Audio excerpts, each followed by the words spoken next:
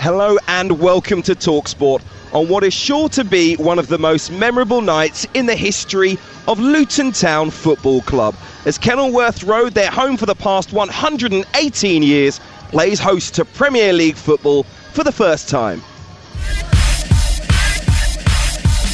It's Premier League football just the way we like it on Talksport. Carlton Morris runs up, rolls it into the bottom right corner. The Luton fans go wild. We know it and it's our ground and we're used to it, and we can make it a really difficult place to go for teams, and obviously we've got to do that now. Obviously it's do or die now. Luton are on the attack now. Chong darting into the penalty area and whipping the ball cross field. And I'm looking forward to Kenilworth Road staging Premier League matches. I think there's a little bit of romance about it. What a win for West Ham. Brighton 1, West Ham 3. 7 points from 9. West Ham off to a brilliant start to the season. They come back as a European champion, play the games, play with confidence, a lot of belief. Bowen wins it back now. Bowen's left-footed curler. It's an absolutely brilliant goal for West Ham. I think we are serious contenders to qualify for Champions League, either in the league or through winning Europa League. Without Declan Rice, we don't need him anymore. He was holding us back. Right now, you'd say West Ham have spent the money very well.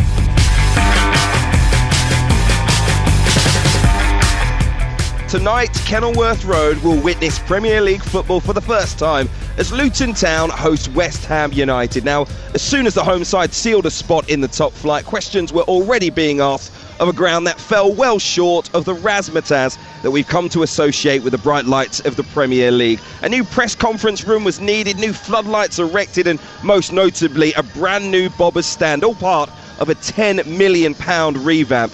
It's been dubbed the old girl by supporters and once held over 30,000 fans. These days it's more like 1/3 of that, making it the smallest capacity in Premier League history. But it does have a distinct charm. It's nestled in the surrounding residential street. It gives a brand new meaning to the term terraced house, I think, because turnstiles appear in between the neighbouring front doors and the away fans overlook back gardens as they make their way up into their stand. That's what the Hatters fans are going to be looking to harness here tonight. All of that charm and the home comforts of Kenilworth Road, in the hope that it will spur them towards Premier League survival. Starting here tonight, live and exclusive Premier League action on Talksport. I'm Hugh Wizencroft, here to see if Luton can register their first points of the season or West Ham can continue their excellent start. And the teams are in. Good evening to your commentator, Nigel Adderley.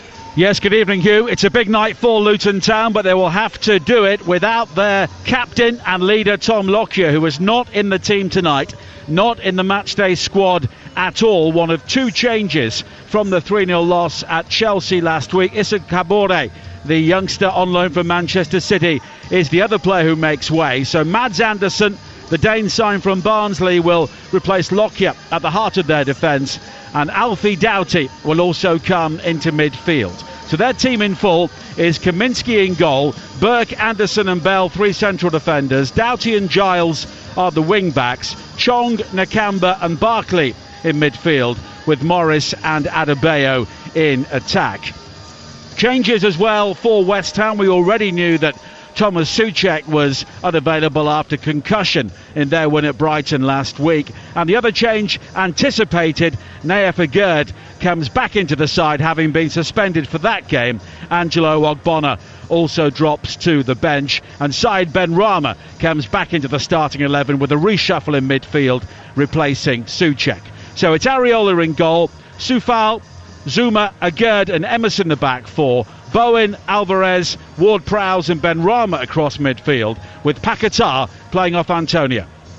Nigel, thank you very much. Alongside Nigel and myself, the former West Ham defender and first team coach Stuart Pearce. I'll get to Stuart in a minute. I just want to remind you, it is a very big evening. The transfer window is going to close at 11 o'clock this evening. We're going to keep you right up to date with all the latest confirmed deals before our very own transfer legend Jim White joins our football correspondent Alex Crook for a special deadline day show from 10 p.m. until midnight tonight, but currently on Talksport 2. Also on the Talksport YouTube channel, you can watch Adrian Durham and Carlton Cole keeping you right up to date with the latest deals as well. And we have a dedicated transfer blog with live updates at talksport.com. So you are completely covered as the deadline draws to a close.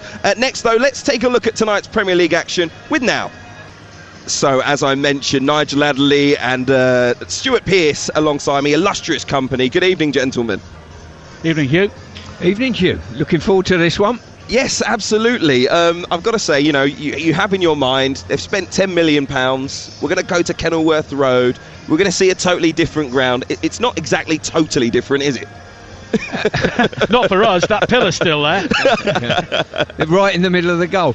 I mean, I think my fourth game in the pro game in 1983 was here, and not much has changed, to be quite honest with you, which is brilliant. I mean, everyone's been so friendly around the place and so welcoming to us, and I'm so pleased they're in the Premier League.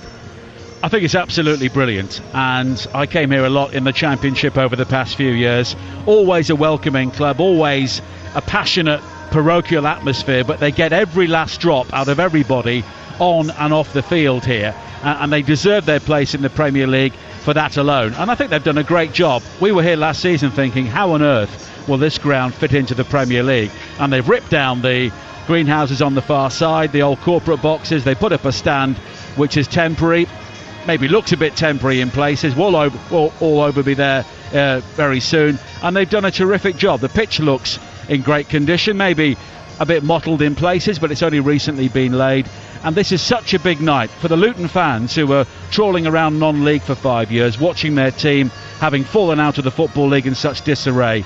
They really deserve this evening. Yeah, a very special evening for the Hatters fans, Stuart.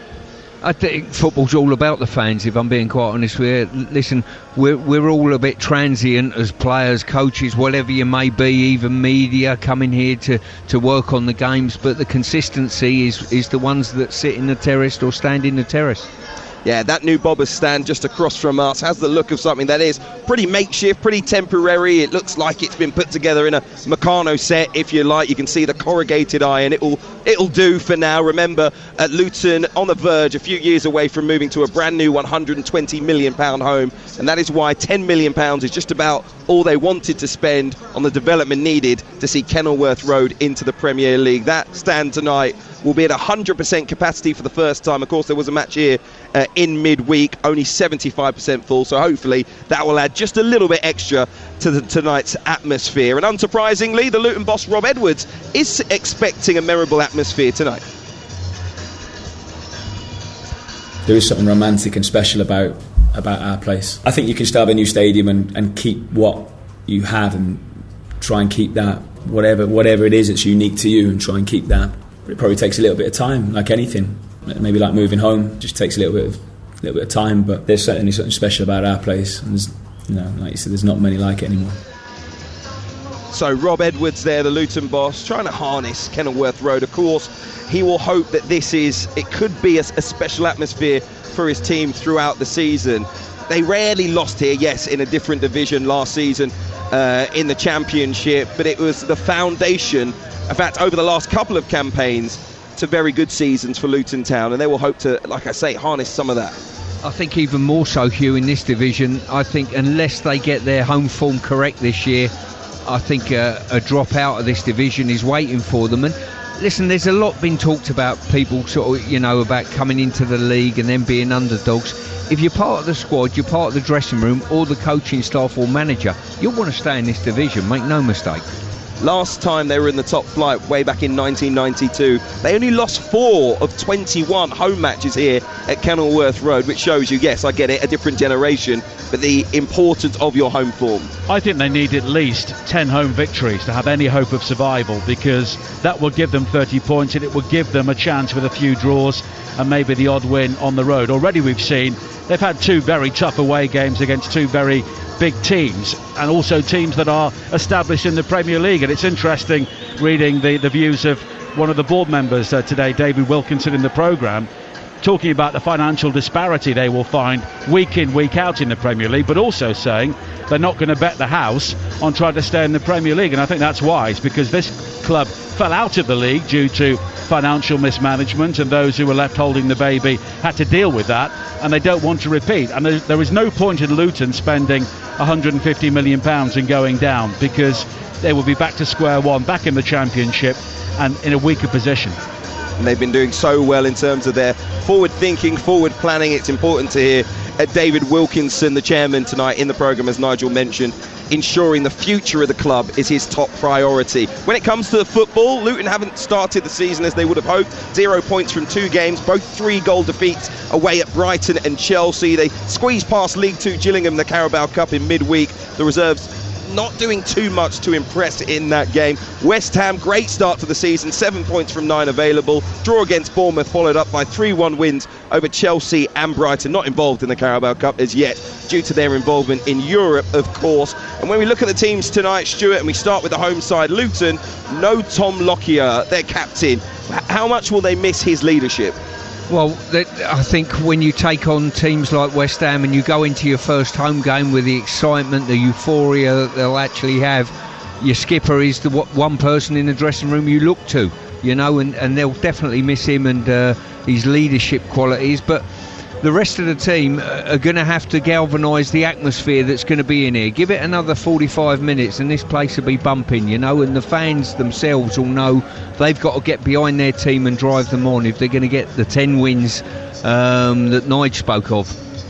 Absolutely, and when it comes to West Ham United, Naif Aged returning in defence, Said Ben Rama starting, but a lot of West Ham fans coming here tonight hoping to witness new signing Mohamed Kudus. Could make his debut off the bench, it will be, but he's an exciting player. He completed 4.6 take-ons per 90 minutes for Ajax in the Eredivisie last season. That's the most on record in a single campaign. Essentially, loves a dribble, very direct, and as we've seen, loves a goal as well. Ended his time at Ajax with a hat-trick against Ludogorets in their Europa League qualifier last week. Yeah, it'll be an exciting one, and West Ham fans love that type of player. Certainly, they've got Ben Rama here that the fans love. Mick started the season particularly well, Antonio up front, and things are going particularly well for West Ham. There were question marks, 1 or 2 people doubting whether David was the right man to take them on this season, but the start they've had's brilliant. If they can back up another victory tonight here, which they'll hope to do, they can go into the international break at top of the table. Stuart, can I ask you, when you had your time at West Ham and when David's been the manager, West Ham have often made slow starts and put themselves under pressure, and come the end of August the fans aren't too happy. Now they've made a really good start. How much could that change the mood around the place? I think it's absolutely vital. Everyone in the Premier League, you get a couple of victories under your belt early doors, it takes all the pressure off when you go out and play. The pressure West Ham were playing under last year, for instance, was ridiculous. You know, every game was a high pressure game. You never had that comfort blanket. And they know full well if they end up getting a decent result here, a couple more games going into the next international break after this one, and all of a sudden you're in a great position. There were question marks as well about the recruitment of West Ham. All of a sudden a couple of new faces have come through the door that seem to have settled in particularly well. And you've got to understand, today, I spoke with David earlier, and today's a tough day for a manager. They've had the European draw earlier on today. You've got the transfer window, and you're prepping a team for a game as well. You couldn't have any more in one day for a Premier League manager. Yeah, David Moyes has it all on his plate, but enjoying his time and responding to his doubters at the moment as well. He was speaking about Mohamed Kudus in the build-up to this game. His new signing, he says, is ready to play straight away. I've seen probably what most of you have probably seen his action. I watched him quite a bit at Ajax. You saw him in one of the European games at Liverpool. I remember watching him closely. I think he can play several different positions, which is important for me. So the biggest thing now is to get him bedded in, get him settled in quickly. But he played, a week and a half ago and scored a hat-trick against Ludogorets, so this one's ready to play. So Mohamed Kudus could make his debut for West Ham off the bench tonight, but we'll talk about some of their other signings. James Ward-Prowse, Edson Alvarez as well, the positive starts that they have made to life in East London. But that was a look ahead to this evening's Premier League action with Now Sports. And don't forget that with Now, you can stream the Premier League where every match matters live for £26 a month for 12 months with no contract. The offer ends on the 3rd of September. Just search Now Sports. As Luton Town and West Ham meet for the first time in any competition since April of 1994. Approaching 30 years it's been. It was an FA Cup quarter-final replay, which Luton actually won 3-2 here at Kenilworth Road, thanks to a magnificent hat-trick from Scott Oakes. The question is, who will write themselves into Hatters folklore tonight? Let's get an odds update with Ladbrokes. I'm delighted to welcome Alex Apati to the show, and Alex, that is where I'm going to start. Who are we expecting to see, if anyone, from that Luton team write themselves into the history books? Yeah, good evening, mate. First of all, last time they met, I was -4 months old. So yeah, I can't quite remember this one. But look, the odds suggest that no one is going to be writing themselves into the Luton folklore tonight. 15-4 they are. So what's that? Just under 4-1 to win. West Ham are 7-10, so a shade of odds on, and the draw is 11-4. Like I said it last night, I still think the value is with West Ham here, without bursting any Luton bubbles. Even though they're odds on, West Ham I think is the best bet for me. It's a great start they've had to the season. 3 points tonight would be massive for them. Not only would it put them top of the league, but looking earlier, their next 2 games back to back in the Premier League are Manchester City and Liverpool, so 3 points would be huge here, and they are expected to get them. It's been a good day for them already. Generous Europa League draw. They're odds on to top their group in Europe, and they're 20-1 to win the whole thing too. So as for tonight's game, I'm not budging from my best bet, which I mentioned yesterday. West Ham to win and keep a clean sheet is just over 2-1. Harsh, Alex, harsh. I think Kenilworth Road will provide the home side with an extra 5% this evening. We'll see anyway how things pan out. Tomorrow we're going to bring you live and exclusive commentary of Sheffield United against Everton. 12:30 kick-off, all the build-up underway from 11 a.m. at Bramall Lane. Do you see this one as already being a relegation 6-pointer? Yeah, I feel for whoever's commentating on this one, to be honest. Sorry. Is it possible for both teams to lose this one? Because I just don't know where either are going to pick a point up from, but I guess at least one of them will tomorrow. You mentioned, is it a relegation 6-pointer? Look, 6 games so far this season between them, 6 defeats, 2 goals scored, both from Sheffield United, 11 conceded. It does make for an interesting game tomorrow afternoon, at least. Let's call it that. Everton are favourites, though, just about 6-4. The hosts are around the 2-1 mark, and the draw is just over 2-1. So there's really not a lot in this one. 10-11 odds on, says both teams do score. Again, I don't see it. I don't think I'm saying anything groundbreaking here, but under 2.5 goals at 3-5, which is desperately short for that market, suggests our traders are thinking this is going to be a dull start to the weekend. But look, defeat for either of these two, even at this stage, would be terrible. But 3 points, though, might just kickstart either of their seasons. And very quickly, tomorrow night on Talksport, we're going to have live and exclusive commentary once again. This time, Liam Smith taking on Chris Eubank Jr. Smith obviously won the first fight in January. Bit of a grudge match here. Will Smith be the favourite once again? Yeah, should be a good one. Smith is your odds-on favourite, just about 4-6. Eubank 5-4, and I can't take any credit for this, by the way. These are all the words of our boxing trader, Adam. So, look, if we're right here, thank me for telling you, and if it doesn't come in, then blame Adam for telling me. But for context, last time these two met, obviously Eubank was a massive favourite at 1-3, so the odds have changed. It was that stray elbow, of course, from Smith which changed that fight, and the proof of that was in the in-play odds at the time of Smith's 4th round knockout. He was 8-1 to win by that method, so it was pretty much out of the blue. And as for tomorrow night, we're expecting Eubank to be more on the front foot this time around. Smith is favourite because he's been well backed very much from the offset, but this is a much closer fight than the odds suggest. Our trader fancies Eubank. He says if he can get through the first 6 rounds relatively unscathed, then the value might be in a late stoppage in between rounds 9 to 12, and that is a 5-1 shot. Alex, thank you very much. That was a look at the latest odds with Ladbrokes. It's 18 plus. Please check out begambleaware.org. Well, we're seeing some nice moments here at Kenilworth Road. Rob Edwards, a Luton boss, taking pictures with fans, signing some autographs as well as he makes his way down the touchline, having spoken to our TV colleagues. And David Moyes has just made his way out where the West Ham players already beginning their warm-ups, all in white. We will have full commentary of Luton against West Ham in the Premier League very shortly. Our first game of the weekend followed up, as I mentioned a few moments ago, by Sheffield United against Everton in the Premier League tomorrow. Nigel Adderley, your commentator this evening, and Stuart Pearce, former England defender, alongside me. Huge game at Bramall Lane already so early in the season. Sheffield United, good showing despite the defeat by Manchester City. Everton beaten at home late on by Wolves last time out, and they did come back to beat Doncaster in midweek, helped by their new signing Beto, who looks pretty sharp, to be honest, cost them around £30 million. But Everton far from impressive really against the bottom side in the Football League right now. So Stuart, I wanted to ask you about them. If Everton do lose this game, how much pressure will come on Sean Dyche at this very early stage of the season? I think there'll be natural pressure on him. I don't think pressure as in he could lose his job, because I think and I thought this at the back end of last season. He was the right man, exactly what they needed to go in at Everton and lift the club. He did that last year, kept them in the Premier League. It's been tough for him, I think, this season financially, but there's more pressure on Everton because they've been in this division a lot longer than the likes of Sheffield and Luton. There's no pressure on them, almost. So, but tomorrow's game's going to be a monster.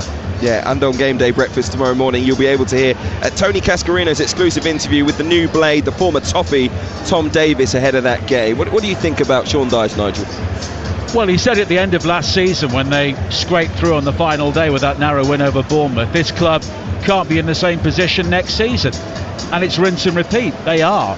I think the boardroom there, they just don't learn from previous mistakes. And 2 seasons on the run now, Everton, who are a huge club, and if you live up there, as I used to, you know what a massive fan base Everton potentially have, and they've got the new stadium being built in the docks, but they just can't get it right on the field. They have wasted so much money on underachieving players, really since David Moyes left. And David Moyes used to run a very tight ship there and did a very good job. But since, they've had a succession of managers, they've had even more players, and they've just not done it. Sean Dyche was pointing this out in the aftermath of another escape last season at the end of May, and here we are at the start of September, and they're in exactly the same position. I think the one thing, Nige, is what people, I think what Everton fans realise, I don't think they'd start pointing the finger at the manager at this stage, no matter what goes on in this early period of the season.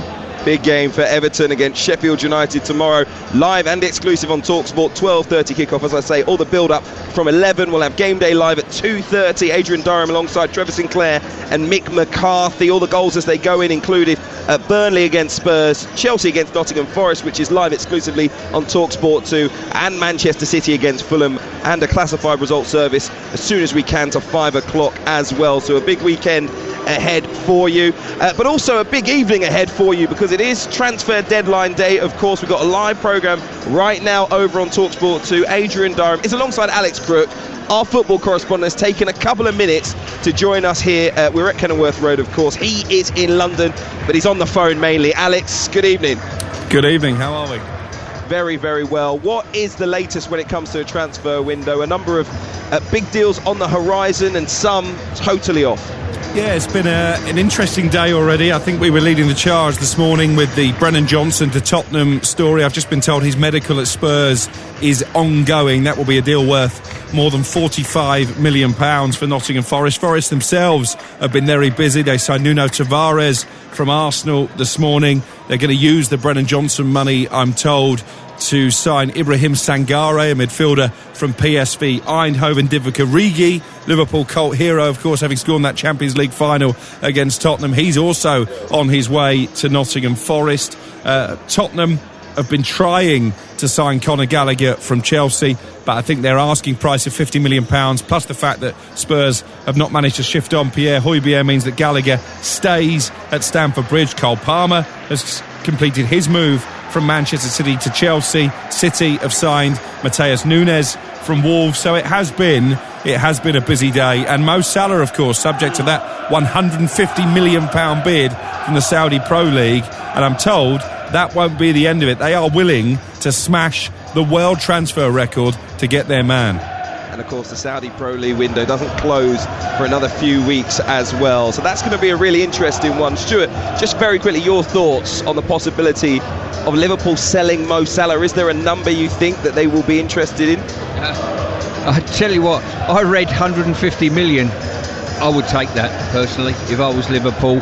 But they have to take it tonight, because tomorrow they can't spend it until January. Yeah, exactly that. It's sort of now or never. I don't think they can spend it anyway, to be quite honest with you, Nige, when the window shuts this evening. But that's a lot of money for a player where he is at the moment. I would take that. If they're prepared to go north of that, even better.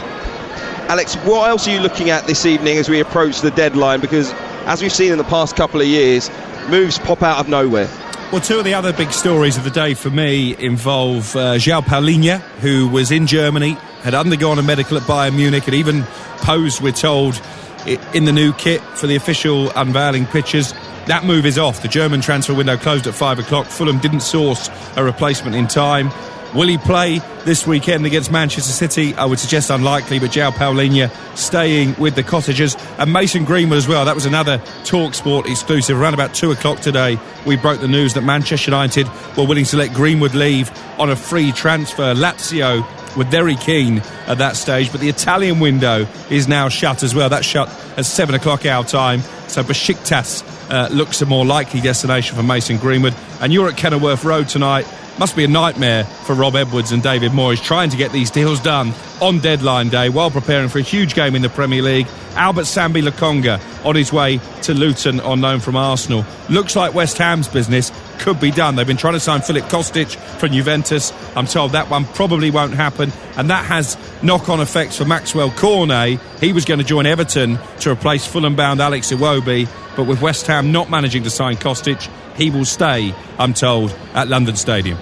Alex, thank you very much. You went from a napkin with your notes on it to toilet paper with your notes on it. Fingers crossed we've actually got you a decent pen and paper for the rest of the evening, all right? And you can hear Alex with you over on Talksport 2 right now, but also back with Jim White at 10 p.m. until midnight as the transfer window slams shut. That was a transfer deadline day update with Crown Trade, delivering a great result with Crown Trade. You're listening to Game Day Countdown live on Talksport with Now Sports. Don't forget, with Now, you can stream the Premier League. Every match matters there, live for £26 a month for 12 months with no contract. The offer ends on the 3rd of September. Just search Now Sports. The atmosphere is building. The fans beginning to take their seats at Kenilworth Road for a very, very special evening as Luton host their first game ever in the Premier League. Next we'll hear from their defender, Amari Bell. You're listening to Game Day Countdown live on Talksport as the Hatters host the Hammers in the Premier League. Kenilworth Road already buzzing ahead of hosting its first top flight match since April of 1992. Let's go through the lineups once again, all thanks to Ladbrokes, with our commentator Nigel Adderley. And Luton without their captain Tom Lockyer, one of two changes. Issa Kabore also drops to the bench. The players who come in, Mads Anderson and Alfie Doughty. So it's Kaminski in goal, Burke, Anderson and Bell, Doughty and Giles in the wide areas, Chong, Nakamba and Barkley behind the captain Morris and Adebayo. Two changes for West Ham as well. Nea Pagurd comes back in for Angelo Agbona, and with Thomas Suchak unavailable due to concussion, Said Ben Rama also comes back into the starting lineup. Mohamed Kudus, their new signing from Ajax, is on the bench. So it's Areola in goal, Soufal, Zuma, Agurd and Emerson the back four, Bowen, Alvarez, Ward-Prowse and Ben Rama across midfield. Paquetá playing behind Antonio, and we're underway in 23 minutes. Nigel, thank you. Those lineups brought to you by Ladbrokes. It's 18 plus. BeGambleAware.org. And now Luton defender Amari Bell is already making a name for himself this season, recording 10 tackles in just 2 games. Of course, with the Hatters defence being tested in those opening 2 matches. Like many in the squad, though, the 29-year-old has worked his way through the Football League. He was actually playing in the National League just 10 years ago. Well, now he's a fully fledged reggae boy, a consistent Jamaican international. Bell is also looking to become a recognisable name in the Premier League.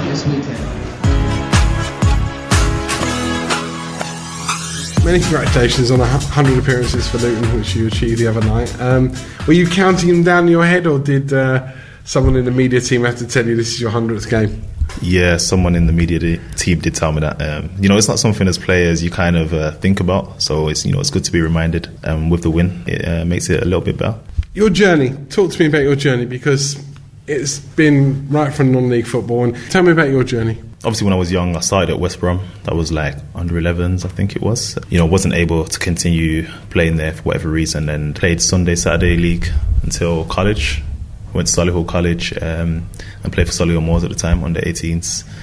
And I was working with a coach called Mickey Moore, and Lee Carsey was the coach as well. And obviously, with obviously their links, they got a few scouts signed and whatever. Ended up signing for Birmingham City. Was there for a few years. At that time, went on some loans to Nuneaton, which I thoroughly enjoyed. That was my first loan, and it done wonders for me. Played a few more. Played for Kidderminster in the conference as well. Went on a few more loans in League 1 and League 2, and then decided for Fleetwood Town after my contract expired with Birmingham. Went to Blackburn after that, and now I'm at Luton Town, and we're doing well in the Premier League, and yes, it's a great achievement for myself.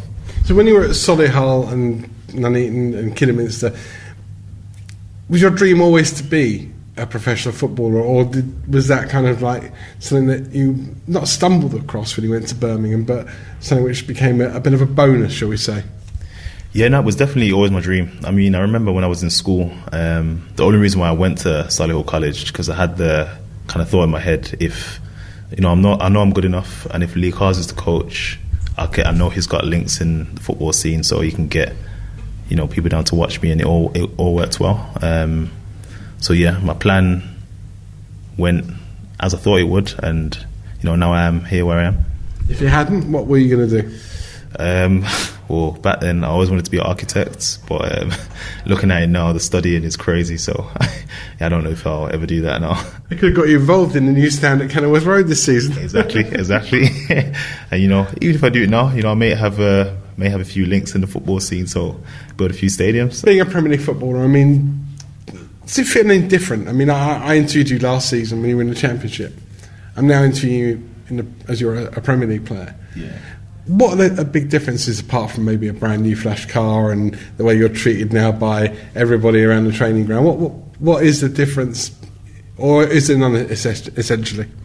Yeah, I wish I could say there was a big difference, but for me, I'll probably say people treated a little bit better in that sense, but other than that, everything's still the same. This is extraordinary, absolutely extraordinary scenes here at Brighton, and this time it's an extraordinary finish from Mikel Antonio, West Ham's number 9. He takes it down, the turn's brilliant, and he fires an effort with his right foot into the bottom corner. Mikel Antonio, first of all, you two played in the summer at the with Jamaica, got to the semi-finals.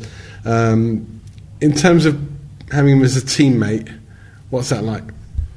It's funny, he's always there for a laugh and a joke, and he's a big personality to have in the group. But obviously, the quality he brings on the field as well. It's good to have the way he leads the line. So yeah, he's a good person to have on and off the field. So he's good to have on your team. Friday, you're facing him. Does it help when you know him so well? Trying to stop him. I mean, he scored a great goal against Chelsea, goal against Brighton. Or doesn't it really help at all, because what he does for West Ham, he might not be doing that job for Jamaica? Yeah, it does help to know your opponent, so it's going to help in some way. But like I said, he's got that quality anyway, so I'm going to relish the challenge. But it's going to be interesting.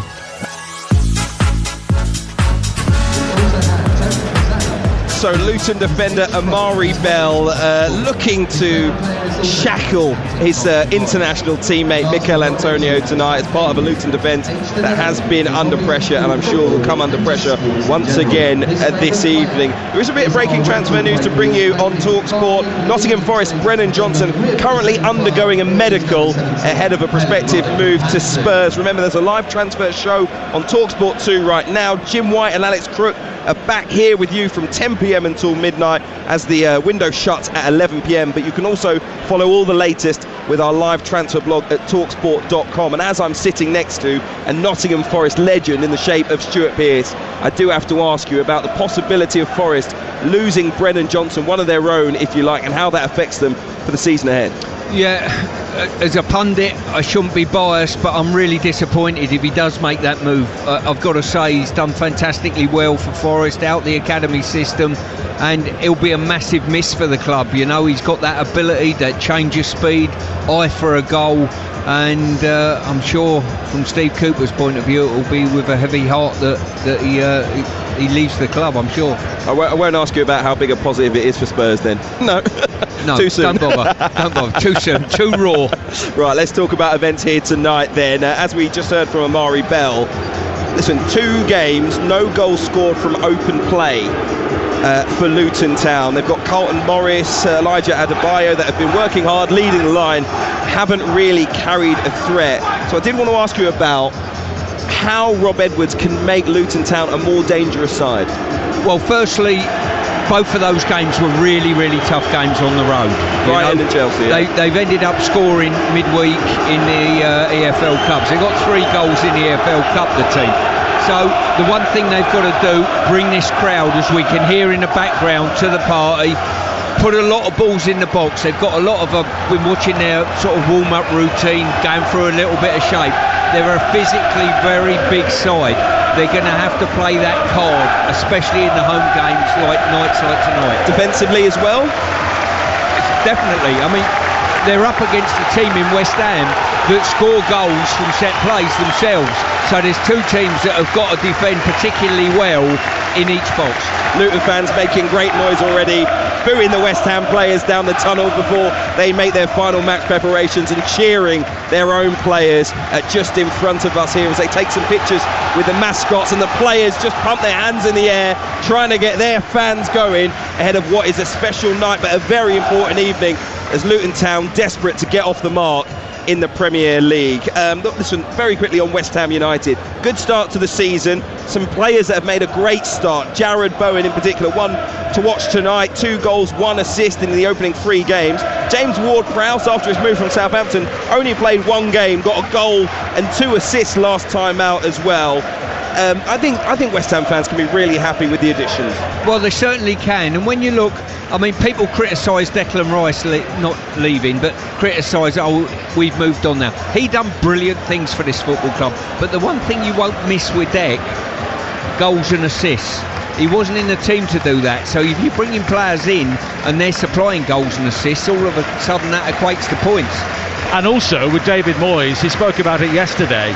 He had Wayne Rooney leaving in his second full season at Everton, and people said, how will Everton cope without Rooney when he went to Manchester United? Everton then regrouped and had their best ever Premier League finish. Yeah, exactly. So he'll be hoping to build David Moyes. He knows how to do it, as Nigel mentioned a few seasons back, a long time ago, many seasons back. But he has a fresh start here at West Ham United with some new players in the team, looking to build on that Europa Conference League triumph at the end of last season in the Europa League, with a decent draw as well, if you missed it earlier this evening. Olympiacos Freiburg and Baka Topola of Serbia. West Ham looking like they could have another good season in Europe. 31 years, 129 days. That's how long Kenilworth Road has been waiting to taste top-flight football. Tonight that wait comes to an end as Luton Town host West Ham United live on Talksport. Not long to go. Kick-off at 8 p.m. Already a fantastic atmosphere. Not just Luton Town fans, young and old who are here, club legends who have made their way for a special night. Just watching Mick Harford on the screens, for some reason standing alongside West Ham fan James Corden, who's also here, and lots of cameras trained on the new signing for Luton, Albert Sambi Lokonga, who is sitting just beside us in the main stand. But already, as I say, a fantastic night. The West Ham fans in the Oak stand to our left in Fine Boys 2, and we're going to hear a little bit more of them because there's a hole in the roof above them, so plenty of sound going to be bleeding out onto the pitch from there tonight. I'm Hugh Wizencroft on Game Day Countdown Live, alongside the former West Ham first team coach Stuart Pearce and Nigel Adderley. And listen, just looking ahead to the game, Stuart, I felt at times Luton have maybe shown a little bit of fear in their play so far in the Premier League. Just a little bit too reactionary, maybe lack the requisite intensity as well. How do they address that tonight? Well, I think key to the first 2 games, certainly in the Premier League, were the fact that they were probably starved of the ball playing against the 2 sides they played against, and that rocked their confidence.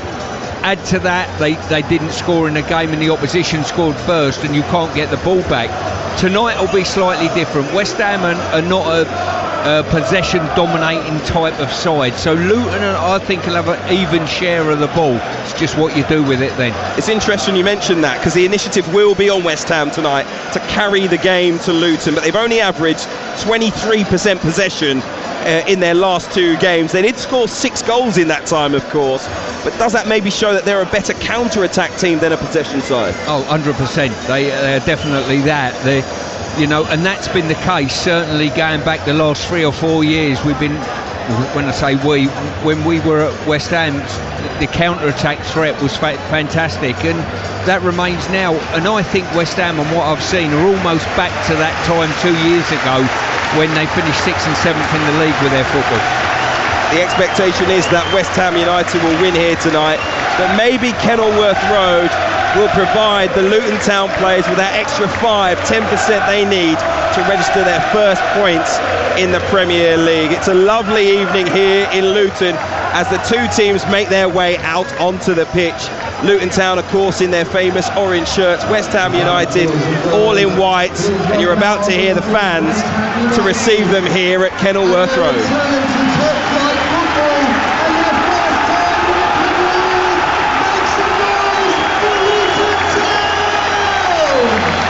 Indeed, the Luton Town fans do make some noise here. Kenilworth Road has seen some famous nights over the years. This is the ground that witnessed Luton's Joe Payne score 10 goals in a 12-0 win over Bristol Rovers back in 1936, but that is still a record that exists in the English football leagues. This is the ground that saw Alan Brown fire the Hatters past Blackpool and into the FA Cup semi-final in front of over 30,000, and this is the ground where fans poured onto the pitch in an expression of mass joy with a 2-0 win over Oxford that sealed a League Cup final berth and a trip to Wembley where they went on to beat Arsenal for their first major trophy. There have been highs here, but there have also been lows. A number of relegations over the years. The lowest ebb in 2009 when defeat by Brighton here ended their 89-year stay in the Football League. That was their third straight relegation. 5 years spent in non-league, they described it as false imprisonment. So who could have dreamt that 10 years after coming back to the EFL, their home, the old girl of Kenilworth Road would witness Premier League football? Tonight could be a final big historical moment to savour in the 118 years of this ground before they move to a new £120 million home at Power Court. But these fans will be savouring each and every moment. It is live and exclusive Premier League action on Talksport for the first time from Kenilworth Road. Luton Town versus West Ham, with your former England defender Stuart Pearce and Talksport's Nigel Adderley. Thank you, Hugh. Good evening once again. And when Luton were losing to the likes of Braintree and Tamworth in non-league, a return to the glory days when David Pleat managed to get this team to punch well above their weight whilst playing an attractive style of football. That seemed fanciful, and they don't really do fanciful here in Luton. But a club which fell out of the league due to financial issues has been patiently rebuilt by a band of dedicated people who never gave up on that dream of returning this club to where it once was. And here they are. It might turn out to be a struggle this season, but Luton Town have earned their place in the Premier League. And for those who kept the faith on those dark, gloomy trips back from Alfreton and Southport, tonight really is for them. But Luton must do without their club captain Tom Lockyer this evening. Not involved. Issa Kabore is also on the bench. So Mads Anderson, one of the summer signings from Barnsley, he starts at home in the Premier League. And Alfie Doughty also returns to the side. It is Kaminsky in goal, Burke, Anderson and Bell, three central defenders, Doughty and Giles in the wild areas, Chong, Nakamba and Barkley supporting Morris and Adebayo in attack. And Carlton Morris has the honour of captaining Luton in their first home game in the Premier League. West Ham, of course, looking for 3 wins in 4 games to start the season for the first time since 1999. 2 changes for them. Gerd comes back into the side along with Ben Rama. Ogbonna drops out and Souček is unavailable due to concussion. It is Areola in goal, Soufal, Zuma, Gerd and Emerson, Bowen, Alvarez, Ward-Prowse and Ben Rama, Paqueta and Antonio. And there has been so much anticipation building up to this game here tonight. Luton Town, a club which came back from the dead, our Premier League, and Kenilworth Road becomes the 61st different venue to host Premier League football, and it's live and exclusive here on Talksport as West Ham look to attack with a long ball forward right from the start. Luton wearing orange shirts and black shorts, West Ham in all white, and Stuart Pearce, it really is a privilege to be here. It certainly is. I think it's an absolute fairy tale story. Luton getting where they are. They've done it by hard work, good play, good management, you name it, good coaching. But this game tonight, I think, is so important for this football club. And I think Thomas Souček, just to mention that, missing from the ranks of West Ham and his aerial ability, could be a big miss tonight. Luton attacking the Oak Road end away to our left-hand side in the first half. That has the West Ham supporters behind that goal. And as you were saying before kick-off, the roof still has a hole in it, and the guttering is hanging off in one corner, so they've not really got round to developing that side of the ground, and nor will they, it seems. But it's a long throw for Luton, potentially on the far side, taken by Doughty. Short in the end. Doughty with the opportunity to play in the cross, but it's quickly closed down. Back to Nakamba. Chong is square of him. Giles in space down the right-hand side, but it's all the way back towards Amari Bell. But now Chong has space to come forward. Down the left-hand side, early cross in, looking for Adebayo, and the shot driven in by Barkley. Snatched at the volley, but it's just wide. But it's a moment of positivity for Luton. Yeah, it's that type of ball into the box that Luton will look to get. People will go in on the end of it. They got physical presence in the two strikers, and then from there, obviously the likes of Barkley looking to support the edge of the box. 11,451 days since top-flight football was played here, when Luton beat Aston Villa in April of 1992, and Mark Pembridge was the last Luton player to score in the top flight. West Ham were also relegated that season, so they were not able to become founder members of the Premier League either. But they did win here, and they are the last top-flight team to win here, although, of course, Luton have been away for some time.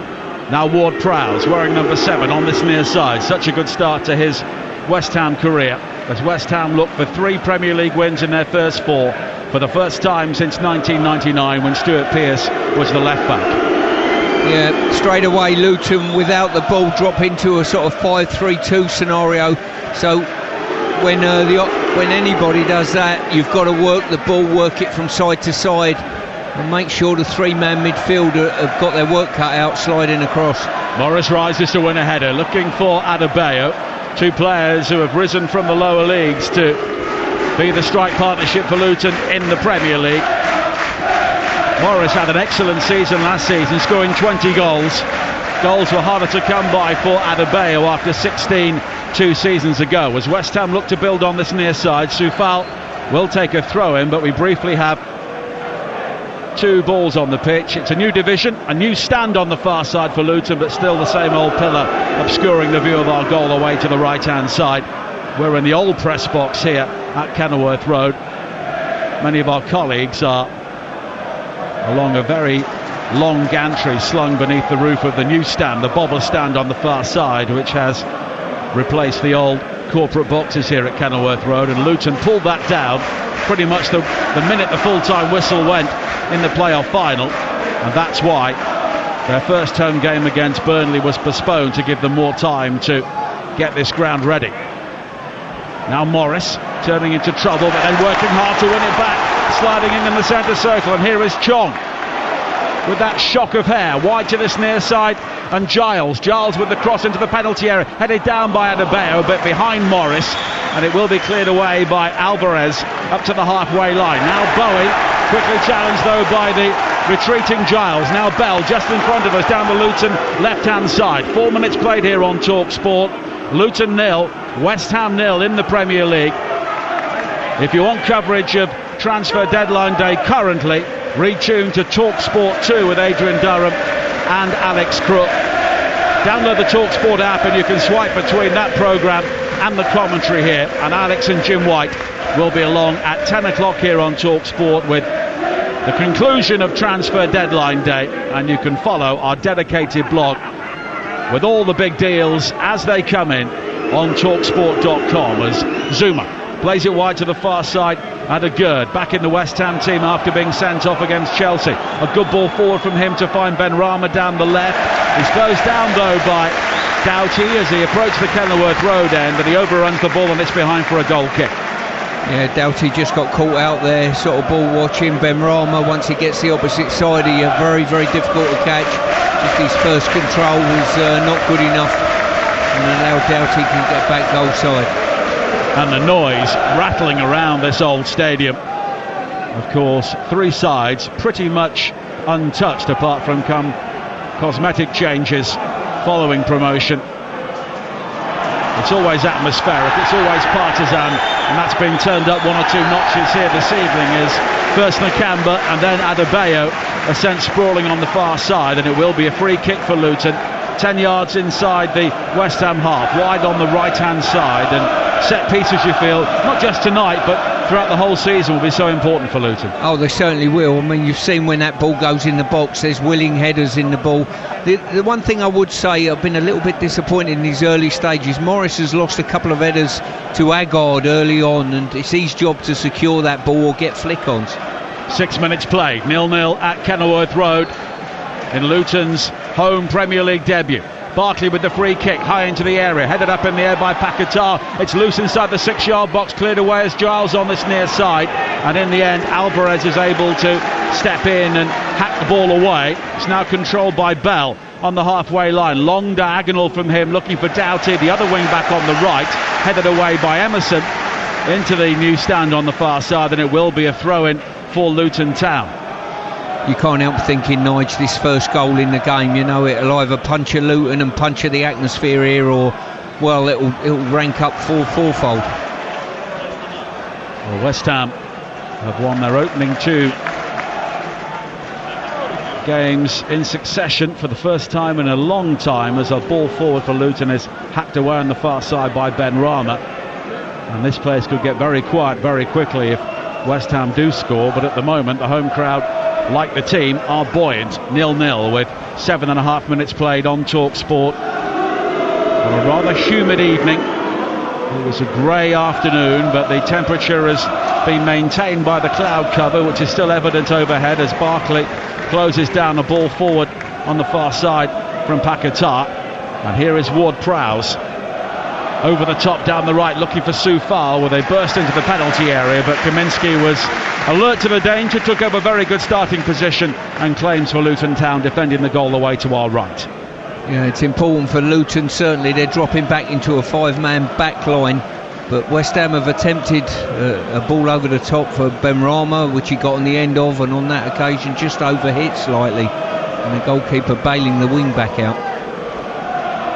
A long ball played forward again. This time Morris does win the header. Zuma gets there before Adebayo, though, and eventually it's hammered away on the far side. Almost a cup tie feel inside this game at the start. 8 minutes played, 0-0. Yeah, it's that type of header by Morris that has sustained the ball in the final third of West Ham and managed to get a throw-in their favour. Now Bell, wide towards Anderson, who is in for Tom Lockyer, not involved for Luton tonight. Now played forward neatly by Burke, looking to commit the West Ham midfield. It was back to him from Doughty, but it was overhit straight out of play, just in front of the 2 technical areas. Very little room in front of the stand on the far side. David Moyes barking out instructions to Emerson just in front of him at the moment. Yeah, it's a big game for Reece Burke as well. You know, he's at West Ham. Yeah, when I was there first time round and worked with him. Fantastic young man, and for him to be in the Premier League level, having been moved on from West Ham, will be great. Born in Newham, very much West Ham country, arrived at Luton via Hull City, and he will be 27 tomorrow, so this would be the ideal birthday present. Now Zuma. And more transfer news coming in on the Talksport network, and we can tell you a loan switch has been completed for the Leicester City midfielder Boubakary Soumaré to La Liga side Sevilla, and that's been agreed subject to league approval. Of course, the deadline closes at 11 o'clock, but deals will be filtering through with various bits and pieces of paper shuffling across Europe via fax machines until long into the night, as West Ham have a throw-in on this near side. Soufal will look to hurl this one long into the penalty area, and every single orange shirt is back defending for Luton, in towards the near post. It was right behind the pillar, so I have to say I've no idea who cleared it, but here is Soufal again on this near side. I always think, Stuart, get the excuses in early. We've certainly done plenty of that over 8 years, haven't we? Let's be honest. West Ham coming forward now on the far side with Paquetá. Of course, there was interest in him from Manchester City during the transfer window, but other issues called that, and he's still a West Ham player. I'm interested to see this triangle of midfield players at West Ham here with Alvarez, Pagueta and Ward-Prowse. They look very comfortable with the ball. Nice little balance off. Alvarez being the deeper, the point man of the three. 11 minutes played, 0-0. West Ham beginning to establish themselves. Antonio clips a good ball wide to the far side, and Emerson maybe thought about the early cross but just delays and finds Paquetá. And now the Brazilian over the top again, looking for the run of Emerson, but just in front of the VAR area on the far side. Reece Burke will step in and hook the ball away, and it will be a throw-in for West Ham United. Now Zuma on the halfway line. David Moyes has a very good record against Luton, primarily during his time with Preston in the lower divisions. Overall, it is 6 wins and a draw against them. Azuma plays it wide to the far side again, and Emerson. And now the space for Benrahma, and he's away from Burke, heading towards the byline. Benrahma's done well to deliver the cross into the penalty area, and it's headed away at the far post by Giles. Quickly back into the penalty area by Soufal, and then volley clear, and then Benrahma with the shot. And it was wide of the near post in the end, but Luton there almost paying the price for not clearing their lines. Yeah, they certainly were. The problem started with Doughty, the right wing back, stepped out, didn't get the ball, and once Benrahma gets behind you, you've got a cross coming into the box, and then it went out the other side and whipped in once again. Kufau, who's got a great feel for a ball with his right foot. Now Alvarez for West Ham, one of their transfer window signings, on to another, Ward-Prowse. Ward-Prowse now looks to find Antonio, but it's beyond him and chested back by Doughty into the penalty area. Read that well this time, and it's back with Kaminsky with 13 minutes played on Talksport, and it's Luton Town 0, West Ham United 0. Yeah, much better play there from Doughty. Just got in behind his central defenders and just tied it up with a neat little chest back into his goalkeeper. And you're listening to Luton against West Ham on Talksport with Now. And don't forget, with Now you can stream all the Sky Sports action, including this game, live right now for $11.99, no contract. Search Now Sports. Now Chong for Luton, up towards the edge of the penalty area. Low shot from him is blocked by a falling Zuma. Straight back to Chong, and now wide to this near side, the left. And Giles, he will try and take on Soufal. Good cross into the penalty area. Oh, it's been dropped by Areola, and he was fortunate Emerson was behind him to hook the ball away. Yeah, fantastic ball in from Giles there. Just made the angle, whipped it in with his right foot, and Areola just got under it slightly. Now Giles again, looking to hold off Antonio as he heads towards the byline. Double coverage in the end as Soufal comes across, but Ryan Giles, who had a number of very successful loan spells from Wolves, has come to Luton on a permanent basis, and he could give the real balance down this left-hand side. Yeah, as I say, Luton, in their performance in these early stages, have turned around and said, if you're coming to Kenilworth Road, you're in for a tough game, no matter who you are. Now Giles again.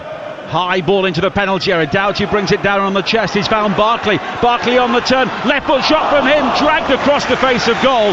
Not too far ahead of Adebayo, who was steaming in, but it's gone behind for a goal kick. Barkley done well there. Once again, it was Barkley, the more advanced of the midfield players, just getting on the end of things in the box.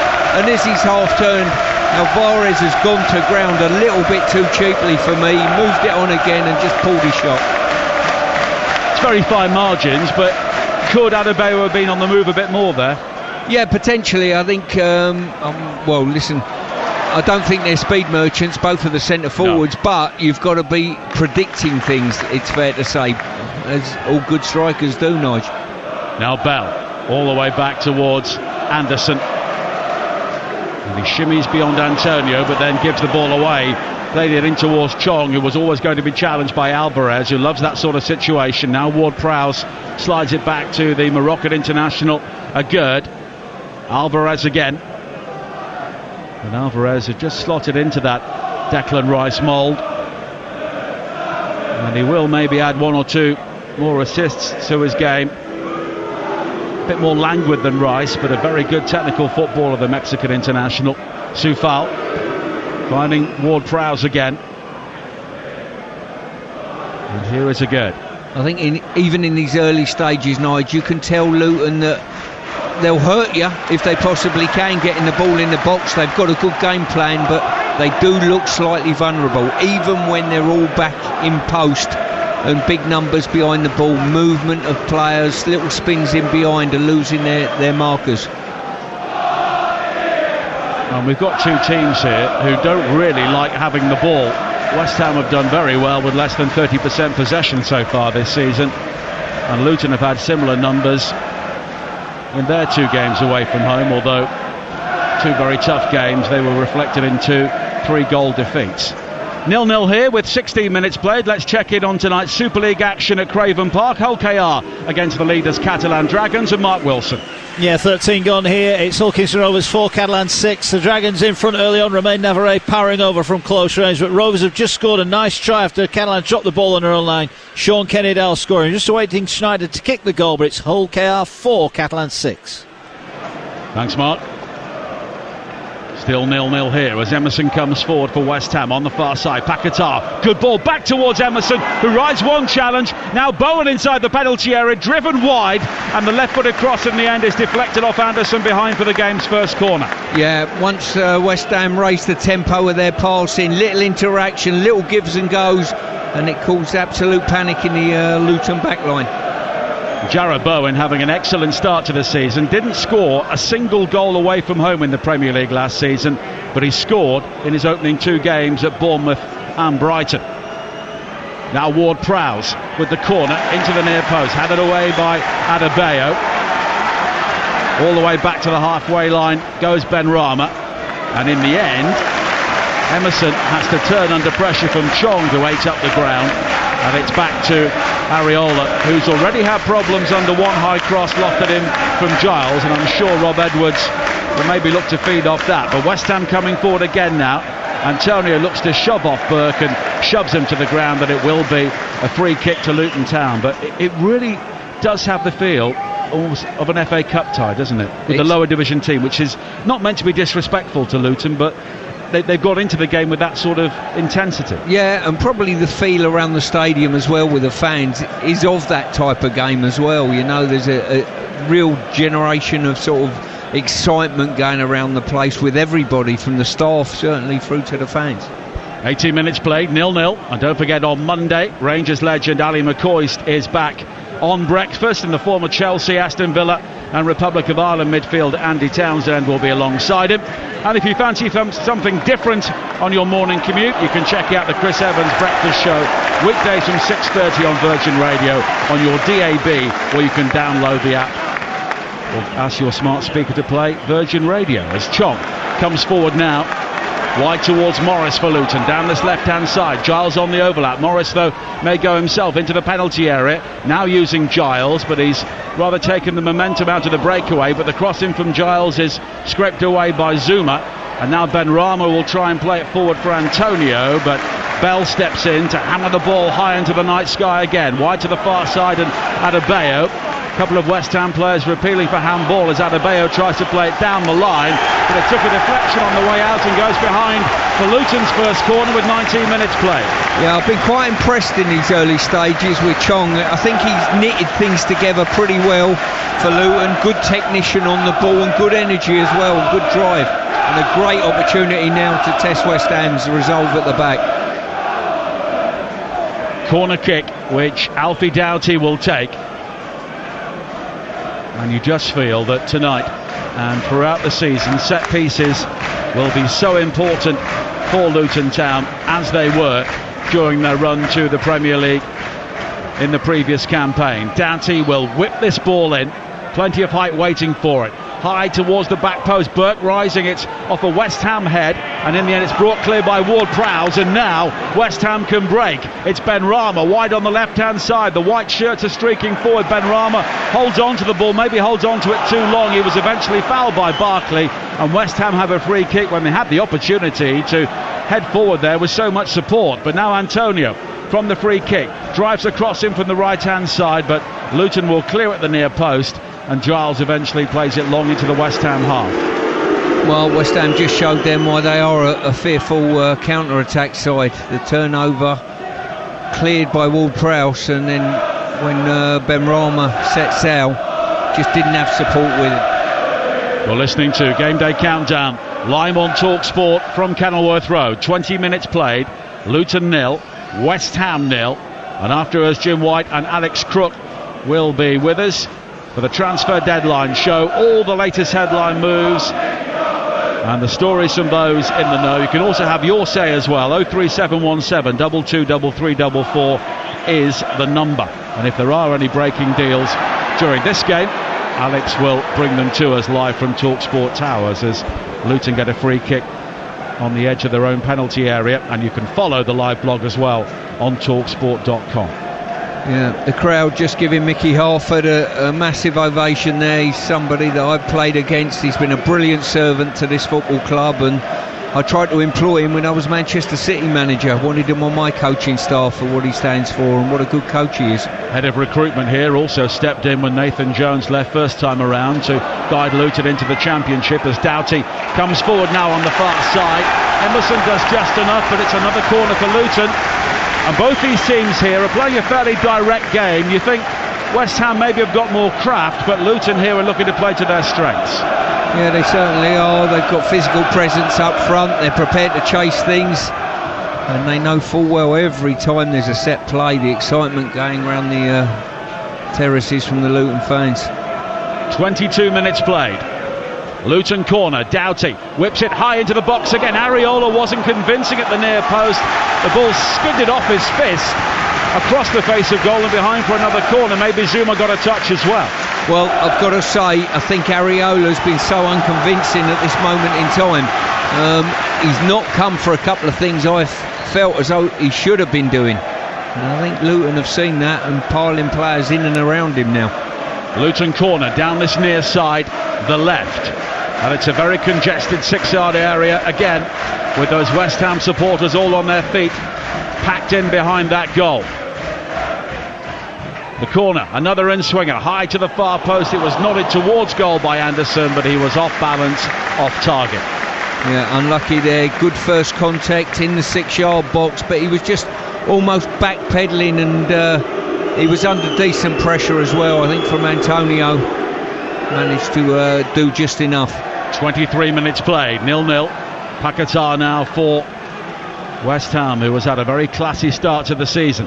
Now Emerson into Antonio again, and back to Paquetá. He shows his strength to hold off Adebayo, not once but twice, and then tries to play in Benrahma down the left-hand side, but Luton will clear again, and it's high and early forward looking for Adebayo, but Agurd is ideally equipped to deal with that sort of barrage. And now Soufal has it for West Ham over the halfway line on this near side.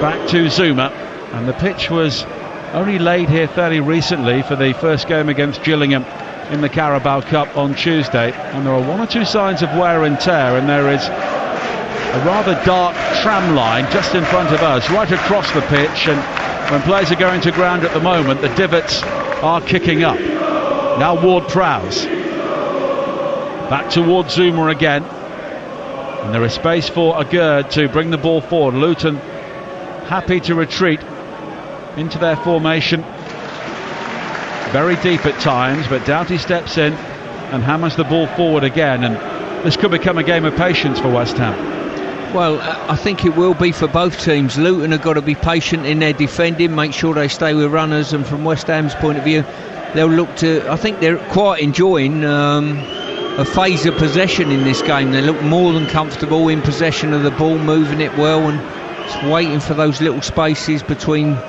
lines, if they possibly can, to get turned and feed someone through. James Ward-Prowse, who scored his 50th Premier League goal at Brighton last week, plays it wide to the far side. A high ball now, looking for Bowen, able to bring the ball down on his chest. He fires in the volley, left-footed. It was a trademark Bowen attempt, but he dragged it wide. This is that situation we talked about. West Ham have played two long raking balls that have nearly got people in. Benrahma, it got in earlier, and one was just overhit. On that occasion, that's travelled a long way, Nige, and a defender should be touch tight on that. Game day underway on Talksport tomorrow from 11 o'clock, live from Bramall Lane. Sheffield United against Everton, with Faker Other, Sam Matterface and Dean Ashton over on Talksport 2, Sunderland against Southampton, as Bowen comes forward again on this near side. His ball dinked inside, deflects back towards Bowen, high cross to the far post, but Kaminski is there to claim well. Yeah, a little turnover of possession there, and Bowen coming in on that left foot. I think quite good defending there by Bell, denying him that left foot to open the goal up. Game Day Live with Adrian Durham, Trevor Sinclair and Mick McCarthy tomorrow. All the goals as they go in, including a full classified check at 5 o'clock. Over on Talksport 2, it is Chelsea against Nottingham Forest with Ian Danta and Perry Groves. And of course, we then have the international break, and we will have commentary on all of the home nations coming up, including England's game against Ukraine in the qualifiers and the friendly match against Scotland. As West Ham have to do some defending again, and the two defenders, Zuma and Agurda, having to turn a good deal at the moment in the wide areas because they're under pressure from balls being played forward, and both Morris and Adebayo are onto them very quickly, as Morris now heads a long throw into the penalty area, but it bobbles through towards Areola. I think Morris is just making the point that you made earlier to Adebayo. Any chance of a bit of movement, you know? I think both managers will be quite happy though, Nige, to be fair. West Ham have had a decent amount of the ball, certainly for an away trip, and Luton have had a lot of final third entries, certainly a few corners being racked up now. Former West Ham left-back and coach Stuart Pearce with us here, live at Kenilworth Road, on Talksport, 27 minutes played, 0-0. West Ham also learnt their Europa League group opponents today. They were the top seeds. They'll be alongside Olympiacos, Freiburg and the Serbian club TSC in the group stage, which looks eminently winnable for West Ham, as Emerson comes forward now, cuts it back into the penalty area for Benrahma. A burst of pace from him, but he was cut off inside the 6-yard box by Nakamba, and it will be a corner kick. When West Ham start building up and dropping Alvarez in as one of three on the build-up and enabling Kufel to push up right on the advanced line, all of a sudden players are 1-for-1 and one or two spaces start to occur in that Luton back line. James Ward-Prowse with the corner. His delivery is an in-swinger high to the far post, but rising well to nod clear as the captain, Morris, and then the volley from Benrahma from the edge of the penalty area is about 15 yards wide. Yeah. Well, let's go to Old Trafford for the latest in the T20 International, and here's Talksport's John Norman. Well, England looking very good to go 2-0 up in this 4-match series. Fireworks earlier today, 67 from Brook and 86 not out from Bairstow, and England have struck 4 times already inside the first 9 overs, and could well be a 5th. Yeah, I think that's going to be a 5th wicket. Darren Mitchell caught behind without scoring. New Zealand chasing 199, 74 for 5. John, West Ham coming forward now with Alvarez. The ball into the area behind both Bowen and Antonio, and it's back towards Kaminski. 29 minutes played, 0-0, and as Stuart Pearce was saying, both managers may be relatively happy. Luton have kept a clean sheet so far and offered a threat, and West Ham do look to have the weapons on the counter-attack. As Kaminski clears long downfield again. Zuma heading away unchallenged, flicked on by Paquetá. Ross Barkley challenging him, one of the summer signings arriving from Nice, but of course a player with huge Premier League experience. Now Morris on towards Barkley on the edge of the penalty area. It's wide towards Chong. Barkley went down, and rather Morris went down, and he was fouled, but the referee Paul Tierney tried to allow the advantage, and now West Ham will come forward with Benrahma. Good pace from him down the left, wide towards Antonio. Only Bowen inside the penalty area, now joined by Benrahma for West Ham. Antonio back to Alvarez with those coat hanger shoulders, always playing in a very upright style. Wide to Soufal on this near side. Now Bowen back to Ward-Prowse. There's that familiar scurry we see crossfield from him that we saw so many times in a Southampton shirt. Now Bowen fighting Soufal, the driven cross into the area, helped away by Anderson, and Benrahma seemed to lead with his arm there as he challenged on the edge of the box with Barkley, and a free kick's been given to Luton. Yeah, certainly Benrahma's arm seemed to be up for leverage, but The referee's not seen any more than just a free kick. Benrahma in an interesting position at the moment with West Ham, of course, starting tonight with Thomas Souček not involved, but players ahead of him have made such a good start to the season that he may have to be patient to be a regular starter. Well, I think the way Moyes buffered the squad out slightly, there's going to be a lot of good competition for places. You've got the likes of Ings on the bench and one or two others. I know West Ham won the Conference League last season, but the squad as a whole looks better equipped for European football this season than in previous years, as West Ham have a player down, Kurt Zouma, midway inside their own half. Yeah, it certainly looks a much better squad this year than years gone by, I think, and obviously with the omission of Declan. Currently Luton 0, West Ham 0. For the latest odds, head to Ladbrokes. You can back Luton to win at 3-1, West Ham to win at evens, or back the draw at 21-10. All thanks to Ladbrokes, and you can play at ladbrokes.com. And we've got a shot on our monitor just behind us of Mick Hartford and David Pleat, who of course was the manager who first took Luton into the top flight, and he was also in charge when they played their final game at this level back in 1992. Good to have a chat with him before the game. So much knowledge from somebody who has been around football for so long. Now Soufal, good ball inside the full-back for Bowen, now into the penalty area down the right, low ball across the face of goal. Doughty plays the ball clear only as far as Soufal, who tries to return it back towards Bowen, who was retreating from an offside position, so as a result the ball goes beyond him and out for a goal kick. There's been about 3 or 4 warning signs now for the Luton back line. Once again, a player just spinning off the back of a wing back and getting him behind, and when you've got 5 players in the line, that really shouldn't be happening, Nigel. Don't forget, rolling transfer coverage over on Talksport 2 at the moment with Adrian Durham and Alex Crook, and Alex and Jim White will take you through the night on Talksport beyond the transfer deadline at 11 o'clock with all the news of all the deals. You can have your say as well, 03717 223344, and we'll also aim to bring you live reaction from the tunnel here at Kenilworth Road, and you can follow our dedicated blog with live news of all the deals as they happen at talksport.com. 33 minutes played, 0-0. David Moyes, of course, does have Mohamed Kudus to turn to at some stage, and unlike many players signed at the end of the transfer window, he will need very little integrating because he's been banging form for Ajax. 4 goals already this season, including a hat-trick in the Europa League qualifiers. As West Ham look to build again, but Anderson cuts off the run of Benrahma into the penalty area and hammers it high into the bobber's stand on the far side.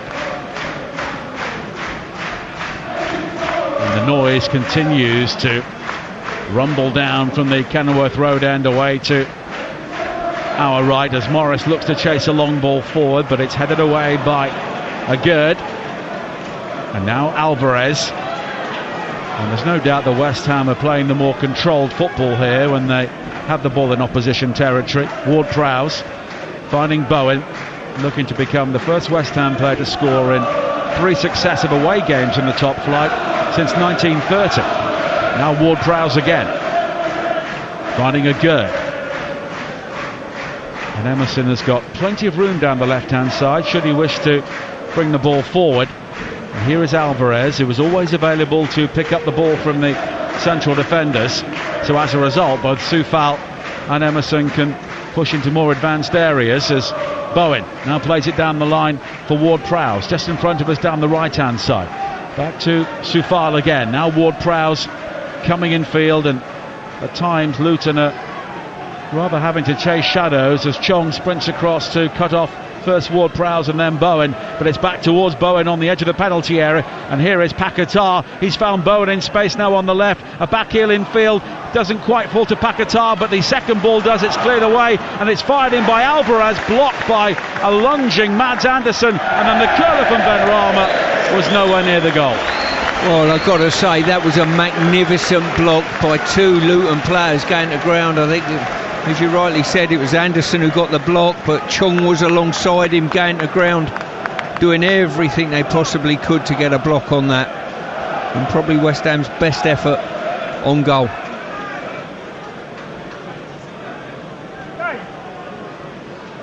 Goal kick for Luton with 9 minutes to play in the first half here on Talksport, and we'll be back with Alex Crook with news of all of the major transfer deals still incoming this evening during half time. Brennan Johnson moving from Nottingham Forest to Spurs is one of the big ones, which should be concluded before the end of the evening as West Ham come forward again. And you just wonder who is doing the deals for West Ham and Luton, should there be any this evening. Of course, Sambi Lokonga is sat just to our right, the Arsenal midfielder on loan here at Luton. Now Paquetá with a high ball into the penalty area. Bowen looking to rise for the header, and Bowen has done it. And Jarrod Bowen scores the first Premier League goal at Kenilworth Road, and he makes some history. The first West Ham player to score in 3 successive away games at the start of a season since 1930. And Kenilworth Road momentarily was silenced. It is Luton Town 0, West Ham United 1. Well, it was that ball in the box, a diagonal one. We said that players are losing their runners a little bit, and it was a ball knocked in. Someone's lost Bowen at the far post there. I think it's probably Giles, potentially, the wing back. Just got inside him, and goalkeeper, no chance at that distance, helped it in off his legs. I have to say, we had no idea what happened the first time around because it was right behind the pillar, but could Kaminsky have done better? Well, certainly. I'm looking at Giles, who's outside the play. You've got to be inside your striker there, especially with someone like Bowen, who is probably West Ham's biggest threat in front of goal. And the goalkeeper just rooted to his line, wasn't he? Well, Jarrod Bowen is on fire at the start of the season, and he's scoring all types of goals at the moment. Far post header there, and he once won here by 3-0 playing for Hull City in the Championship. So he is one of the West Ham players with experience of Kenilworth Road previously, and he scored the opening goal here tonight 7 minutes before half time. Now Giles back towards Bell. Can Luton respond before half time? Barkley challenged though by Paquetá, but it breaks for Morris, and here is Adebayo. Oh, that was a chance. Right footed, lofted too high with a clear sight of goal. Yeah, not an easy chance. He's done really well with his first touch, I've got to say, but he was almost pirouetting and leaning backwards as he took the second touch, which shot it over and just above the West Ham fans into the roof of the stand. West Ham with already 4 points away from home this season after only 9 in their last 17 games on the road last season. And you could say, OK, Bournemouth and possibly Luton tonight could be games they should be winning, but going to Brighton and winning by 3-1 is a statement win, isn't it? Well, it certainly is, and the one thing it's done now, Luton have got to do what they haven't done already this season, score in the Premier League to at least get a draw out of the game. Now Bell.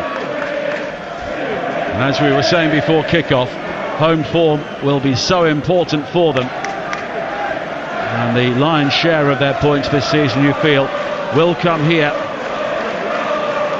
at Kenilworth Road. Barkley with an excellent ball wide to the far side, and Doughty, he can break into the penalty area down the right, but he's held up by Emerson, and it will be a throw-in to Luton with just over 5 minutes to play in the first half, and West Ham leading by 1-0. I must say, their play in possession, Luton, hasn't been too bad, and they put the ball in the box into dangerous areas. That's been good. The other side of that is their stand with runners and losing people has been very, very poor.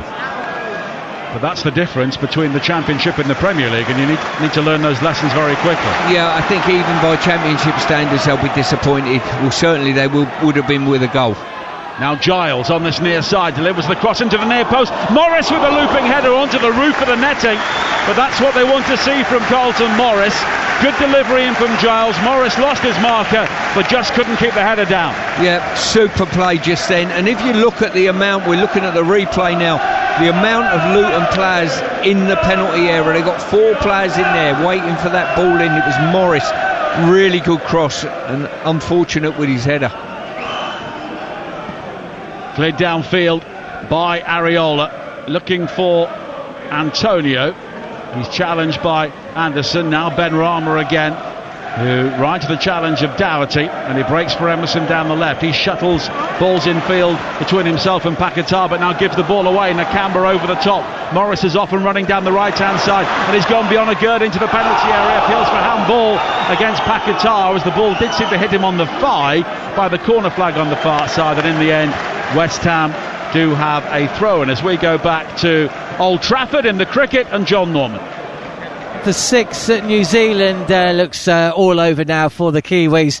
The final wicket, a third wicket going the way of a Surrey player. Mitchell Santner deceived, all ends up by the off spinner of Will Jacks. Atkinson and Curran with 2 successes. Earlier on, Brooke at 67, Bairstow 86. England posted 198 for 4. New Zealand aren't going to come close, 91 for 6. So England heading into a 2-0 lead in the series as we go back to Craven Park in Super League, and Mark Wilson. Catalans 14, it was all level last time you were with us. Adam Kieran kicked over a simple penalty to put the Dragons in front, and then Ben Garcia crashed over from close range. Tight game though this one. Hull KR 6, Catalans 14. Cheers Mark. 3 minutes to play in the first half here as Chong leaps into a challenge with Paquetá, comes away with the ball but only briefly. But here is Nakamba, the Zimbabwean international, signed from Aston Villa, following a loan spell, wide towards Giles, and now Nakamba again. Barkley's got space, and you feel he needs to be the sort of player to provide that craft for Luton from midfield. Taken down well by Adebayo on the edge of the penalty area, wild to Giles, and now Chong with a low ball driven into the 6-yard box. Morris was lurking, and Agurd has to hammer the ball onto the corrugated iron roof behind that goal. Yeah, I think the midfield trio of Luton's not bad in possession. As I say, Chong's impressed me in these early stages. His movement, his energy, comfortable on the ball, and Barkley obviously got Premier League pedigree, and Nakamba behind them. Corner kick for Luton on this near side, inside the final 2 minutes of the first half. The Hammers leading by a goal to 0. The corner high into the 6-yard box. It's nodded down. Chong is there, a couple of yards out. He was closed down by Soufal, and he's unable to nudge the ball in at the far post. But Luton there with a mastery of the skies inside the West Ham penalty area, and they nearly forced the equaliser. Really unfortunate there. Once again, first contact, and as it bounced, it almost bounced up at the midriff of Chong at the far post, and he just couldn't guide it into the goal. Luton have games coming up, away to Fulham, at home to Wolves, and away to Everton either side of the international break, so they may view those as opportunities to pick up points. Soufal swings a high ball forward again, headed away as far as Ward-Prowse, and then Anderson, who's probably the tallest player on the pitch, with a towering header forward for Luton, but it will quickly come back. And now Paquetá finding Ben Rama wide to Emerson, and at times there has been, if not a golfing quality, certainly a gap, as West Ham have moved the ball around with real authority as we enter the final 30 seconds of normal time in the first half here. Now Antonio spins away from Giles, and now Agurd, and the Luton crowd are sticking with their team, of course, as they have to, as West Ham have given the ball away. There were one or two fancy flicks too many there, as Luton come forward now with Adebayo, challenged from behind by Zuma. Zuma claims he got the ball, Paul Tierney disagrees, and it's a free kick. Well, David Moyes livid there with the interaction between Emerson and Ben Rama. Too cheap on the ball when you consider we're just rolling into the 45th minute at present. A minimum of 2 added minutes, which will start with a Luton Town free kick midway inside the West Ham half, just right of centre. Doughty and Barkley are over it. Ross Barkley, now 29 years of age, of course, burst on the scene as a teenager with Everton before moving on to Chelsea. And it's Barkley. Hammers it high to the far post. Morris is rising, but so too is Zuma. The ball bounces on the edge of the 6-yard area. 2 West Ham players eventually get the ball partially away, but here is Burke who turns. He finds Chong wide to this left-hand side of Morris. The crossing, though, is met by a stooping header from Zuma. Maybe Giles on the outside was the better ball. Now Morris drives in a low ball from the left-hand side, which is eventually cleared away by Zuma. But Luton here looking for a head of steam as we head towards half-time. Nakamba hands it up high to the far post. Anderson was still forward, but he loses out to Emerson, and now Paquetá can bring it forward. And here is Ben Rama for West Ham down the left hand side. Burke has been isolated. Ben Rama with the step overs heads to the byline. Burke though sticks with him, makes the challenge, and West Ham have a corner. I've got to say, super defended by Reece Burke there. He's defending Ben Rama one-on-one into the box. He's rocking and rolling him. He stood up, stood his ground, and made a fantastic challenge. Well done, Reece Burke. Corner kick, which Ward-Prowse will take. And Luton have got to ensure they only go in a single goal down here. Ward-Prowse with the delivery into the 6-yard area. Morris rising to head the ball away. Drops to Ben Rama, who lobs it back out to the corner kick taker, Ward-Prowse. Square to Ben Rama again. Dinks it high to the far post. Bowen rising, nods it back in field. The flag's up for offside, and Luton Town will have a free kick, and that is that. A half-time whistle goes, and the home crowd rise to acclaim their team, but they're a goal down. A far post header from Jarrod Bowen 7 minutes before the break, helped in by the Luton goalkeeper Thomas Kaminski. Luton have had their moments, but West Ham have looked the more accomplished side, and at half-time it is Luton Town 0, West Ham United 1. And it's a very warm reception, despite the fact that Luton Town are losing, because we've witnessed a real meat and potatoes English football match this evening. Luton, their fans have cheered every throw, tackle and corner as if it would have been the final whistle in a European Cup final, and you can hear them right now. It's half-time, their team are losing, but they're right behind them, just over 10,000 inside Kenilworth Road. But at times it felt like the Maracanã, maybe the Azteca Stadium as well. It wasn't enough to keep West Ham from scoring. Jarrod Bowen continuing his good goal-scoring form with his third of the season. In fact, the last player to score in the club's first 3 top-flight away games in one season is West Ham's all-time scorer Vic Watson, who did it back in 1930. So a bit of history there for Jarrod Bowen tonight. Stuart Pearce alongside me here at Kenilworth Road. He headed it in, but he headed it straight at the goalkeeper Kaminski. He won't be happy, nor will the Luton left-back Giles.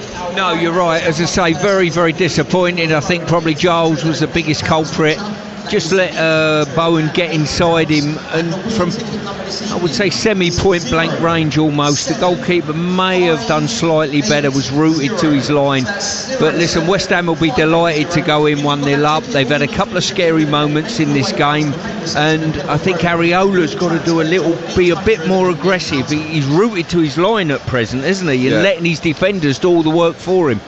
Yeah, Areola not impressive under those crosses, and maybe that's an area that Luton will look to exploit. I've got to say, I was impressed by the way Luton Town reacted to that goal. Heads didn't go down. Adebayo, Morris chances almost immediately in response. Neither could hit the target. The ball just wouldn't fall for Chong at the back post, but you've got to say the response has been positive. It certainly has. As I say, I think Chong's certainly caught my eye these first 45 minutes. I think he's comfortable on the ball when he gets in and around, knits things together for him. And you've got to say Morris is the one getting on the end of things in both boxes. He's defending his box really well from these Ward-Prowse corners, but certainly if anyone's going to get on the end of anything, it's going to be Morris. Yeah, just lacked, I think, not just Morris, but maybe the Luton side in the final third, that extra bit of quality. That being said, going forward, West Ham United, in terms of their chance creation, apart from Bowen's goal, we haven't seen any clear-cut chances near the goal. Either is that from Luton doing something really well, or West Ham maybe not doing something so well? Well, I think West Ham are comfortable knocking the ball around, and they look quite neat in their build-up play in and around the halfway line. But where I think that they've caught Luton out a little little bit is that little go to the ball and spinning behind movements that have caught them out 3 or 4 times, and that's what they've got to do. Whilst you get a lot of possession, that's fine, but you've still got to stretch the opposition in behind and have that threat. We're just seeing Jacob Brown out. Looks like he's going to start a warm-up for Luton. Maybe, I think he was on the periphery, wasn't he? Adebayo, the forward for Luton Town. Maybe that will be a straight swap. He had a great chance and maybe should have scored against Chelsea. Added something off the bench. Maybe he can do so again here tonight. Well, I've been a little bit disappointed with Adebayo. I don't think he's really caught the eye in this first half, whether they think that's going to be the change or not. But as you rightly say, he's the only sub out warming up for Luton. Plenty still left in this game. Stuart Pearce, thank you very much. We'll be back here for a second half at Kenilworth Road, their first ever Premier League match here. But Luton Town trail West Ham by a 0-0 at half-time thanks to Jared Bowen's goal. It's live and exclusive Premier League commentary on Talksport this evening. As you just heard there, it is Jared Bowen whose goal is the difference here tonight. He may not have been picked in the England squad, but he's certainly sending a message with his 3rd goal in 3 away games for West Ham United. And they're in prime position to go on and win this match and put themselves at the top of the Premier League table. I'm alongside the former West Ham defender Stuart Pearce. And Stuart, just looking ahead to the next 45 minutes as the Luton players make their way back out onto the pitch here, how do they stay in the game? Because they stayed in the game for a long time against Chelsea away from home, but actually they were killed by a couple of moments where they just switched off and the game was completely gone from them. Can they learn from that here tonight, and how do they stop it?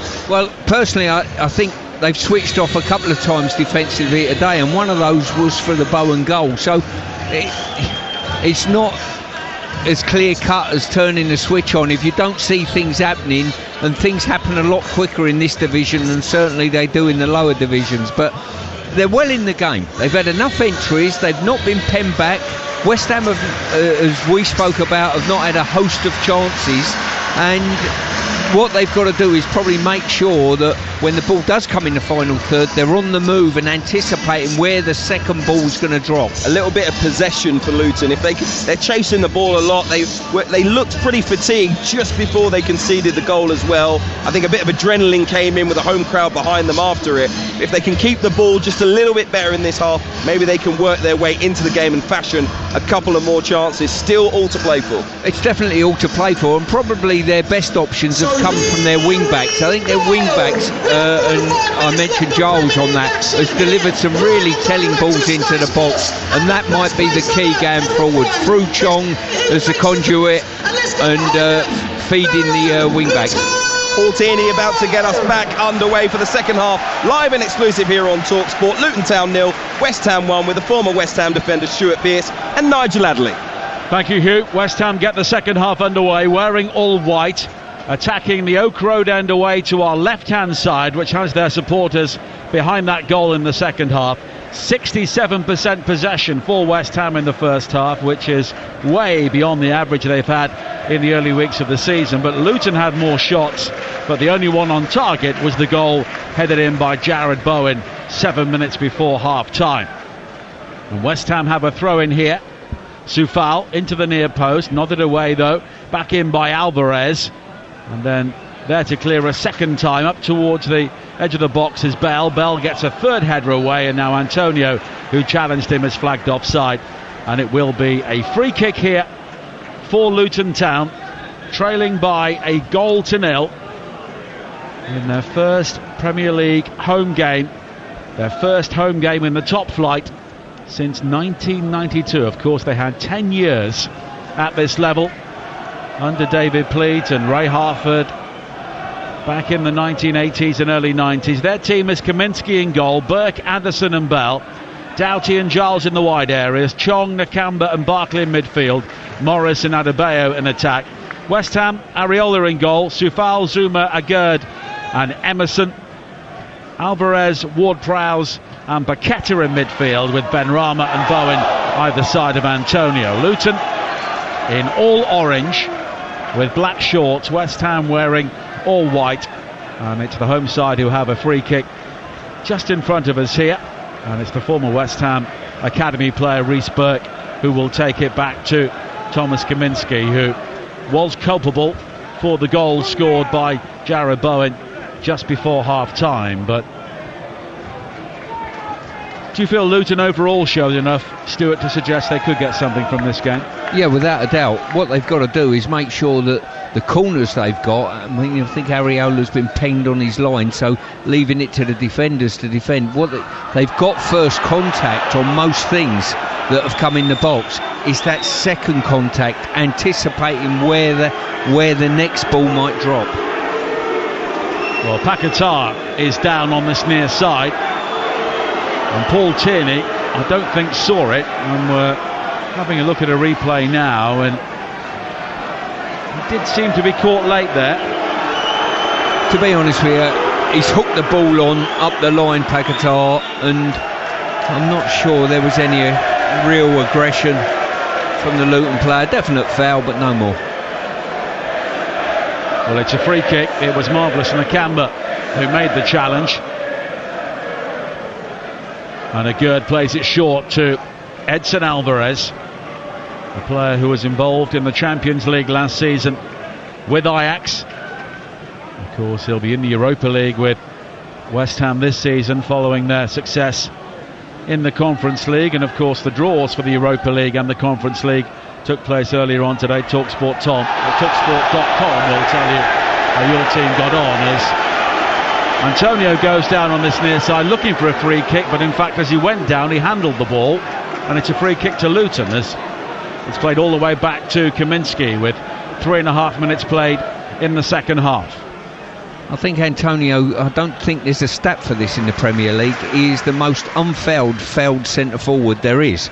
You know, the times there's little nudges, and because people think, I think the referees think he's so strong he shouldn't have gone down for that, and that was a point in case. Now Alvarez wide towards the far side, and Soufal, he was looking for Ward-Prowse, but Luton quickly cut it out but then give it away. Soufal with a high ball forward, Antonio chasing again, and this time he outmuscles Amari Bell, and he's found Bowen inside the penalty area. Bowen though challenged by a retreating Anderson, but West Ham still have possession on the far side, the right, with Soufal. Down the line for Antonio. Antonio comes in field. Paquetá slid in towards Bowen. Looks to turn away from Bell inside the penalty area, but Amari Bell remained tight. Got the final touch, and West Ham do have a corner. Well, if you're going to get tight on anyone, it's going to be Bowen, certainly, because he is the one who's got an eye for a goal. He's been brilliant in pre-season and certainly carried that on into the start of this season.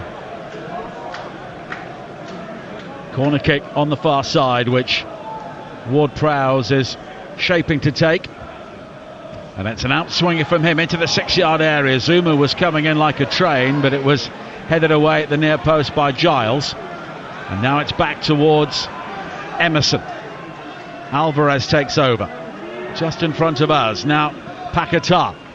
It's very unusual to see Premier League action so close up. Benrahma with the ball into the penalty area. Antonio, and it's left, and it's driven in brilliantly by Emerson, but it won't count because the flag's up. Yeah, I don't think Antonio's seen the flag at this moment. All the rest of the West Ham players are still celebrating. Of course it will be checked. John Brooks is on duty at Stockley Park. Antonio lazy getting back. We're just looking at this at the moment. Is he offside, or is the Luton player around the penalty spot playing him on? I'm going to stick my neck out here and say Antonio's right foot was dangling just behind the line, as I've seen it, but it's very tight, as you rightly say, Nige. Well, they are checking it. Kaminski is already shaped up to take the free kick. The teams have retreated towards the halfway line, and the goal has been disallowed, but it was a tighter call than it initially appeared. Yeah, Antonio should have got himself back on side. It was only the matter of probably a foot. Now the ball strikes Paul Tierney, but West Ham maintain possession. They had the ball, so play continues. Now Soufal into Alvarez and back to Ward-Prowse on the halfway line, into the feet of Bowen. Good football from West Ham, and then there's a late challenge there by Nakamba on Alvarez. Both players have gone down, and I'm not sure what Paul Tierney has given here. I just think it was a strong 50-50 challenge. Alvarez has played a couple of neat 1-2s, and as he's turned out of a problem, he didn't have the presence of mind to know what was coming in his direction, and that looked painful. Yeah. Basically shin on shin, both players, I think. And McCamber got there first, he won the ball, and then there was the contact. It's good to see both players getting up from that. 7 minutes played in the second half on Talksport. Luton 0, West Ham 1. Don't forget talksport.com for our live transfer blog throughout the evening on deadline day. And Jim White and Alex Crook will have all the deals coming up when we go off the air at 10 o'clock. As Doughty comes forward now for Luton, fires in the shot which pings off a West Ham head and loops high over the top for a corner. Well, we spoke in the first half about the importance of Morris getting that first contact on long balls up, and what it does, he done exactly that then, got in front of our guard, got the flick on, and from that an effort comes at goal. Luton corner. So I'm led to believe, because I can't see past the pylon. Rumours have it. Now Doughty with the corner into the near post. Zuma again rising to head the ball away. Barkley, midway inside the West Ham half, has his pocket picked by Ben Rama, but in the end Luton have numbers back, and it's all the way back to Kaminski, wearing all green, defending the Luton goal away to our left-hand side. 53 minutes played on Talksport. Luton 0, West Ham 1. Emerson forward looking for Bowen, but it's headed away by Amari Bell, and now Adebayo lost out to Alvarez, but it will be a throw into Luton on this near side, and they are going toe-to-toe for West Ham in the second half, but they still trail by a goal to nil. Yeah, you would think in David Moyes' position at the moment, he would be more than happy to get a second goal and make sure it becomes a possession game for West Ham. But now they've given the ball away, Luton. Here is Ward-Prowse into the penalty area, squares it back for Ben Rama. Oh, it's cleared off the line in the end, I think. Reece Burke was back there. It was blocked by the legs of Kaminski as well, and West Ham so close to a second goal. Now Adebayo at the other end, looking to bring it forward for Luton, all on his own on this near side, and eventually he runs it out of play, but West Ham will believe they should have made it 2-0. Well, I think it was really loose at the back there from Bell, and then it was a 3v2 overload going into the box. Ward-Prowse has pulled one back, and personally I don't think Ben Rama showed enough conviction to get on the end of that. He's tried to just lift it over the recovering defender and managed to get his pocket picked. Now Ward-Prowse has been hauled down by Chong, and it will be a free kick for West Ham. 10 minutes into the second half. Don't forget, on breakfast on Monday, the Rangers legend Ali McCoist is back alongside Andy Townsend. And if you fancy something different on your commute, Chris Evans will be on Virgin Radio from 6:30 a.m. You can listen to Virgin Radio on DAB Radio or download the app. And if you want the ongoing coverage of Deadline Day, currently head to Talksport 2 with Adrian Durham and Alex Crook. And if you download the app, you can swipe between this commentary and that show. 10 minutes into the second half here. West Ham leading by a goal to nil, but it's never been entirely straightforward for them so far in this game. Well, certainly not. Luton have certainly given a decent account of themselves this evening, and just need something to fall to somebody in the box. More likely that man Morris. 20 goals from him last season, having been relegated with Barnsley the year before. Alvarez hooks the ball across his own penalty area. It drops to Chong, who brings it down neatly. And he always seems to do everything at 100 miles an hour, Taffy's Chong, but it's good football there to lift it wide to the left. And Giles, but he's challenged by Soufal, but it will be a throw-in for Luton a couple of yards from the corner flag down their left. And the fact that he does everything at 100 miles an hour means that the defenders have also got to do exactly the same to stay with him. And both managers have now sent out a number of potential replacements to warm up on the far side in front of the new Bobbers stand, which was hastily constructed following promotion. And will be sat over there very soon as well. Now the cross played in by Nakamba. It's allowed to bounce by Agurd. Adebayo was almost in there, but in the end, the ball never quite sat down for him, and the opportunity goes begging. Well, I've got to say, with Fabianski sat on the bench, I think Areola's done particularly well this year, but I don't think today's one of his better games. He's been just stuck on the line, basically, and he didn't help Agurd out at all with his verbal indication or his certainly start position. It's an interesting one. Areola has started all 4 games so far this season, made only 5 appearances in total during the previous campaign in the Premier League, although he was the regular European goalkeeper. I think what he's done, he's decided to flip them this year, Nigel, and let Lucas probably play in the European games and maybe some of the cup games, and the Fons has ended up playing the Premier League and be the starter. Is that his nickname, the Fons? He's known as the Fons. Does he have the leather jacket in training? He walks around with someone called Chachi as well, for those people under the age of 50 fans. Have got absolutely no idea what we're talking about. Declan, sat to our right, wants to take us off the air. 58 minutes played. 1-0 to West Ham. As Ward-Prowse heads the ball back towards his own goal, but Soufal's there to recover, and West Ham were just happy to knock it long and use the pace of Bowen in situations like that, and Bowen has the ball now, but Chong comes to pick it back off him, and then Nakamba was taken down late by Ward-Prowse, and the referee, good refereeing from Paul Tierney, tried to allow the advantage, none was forthcoming, so play comes back for a Luton free kick. I'm not sure whether it's because we're in Luton Stadium tonight as a throwback, but the referee's not been picky with time wasting, and all of those things and directives seem to have gone out the window this evening, and we've got a better game for it.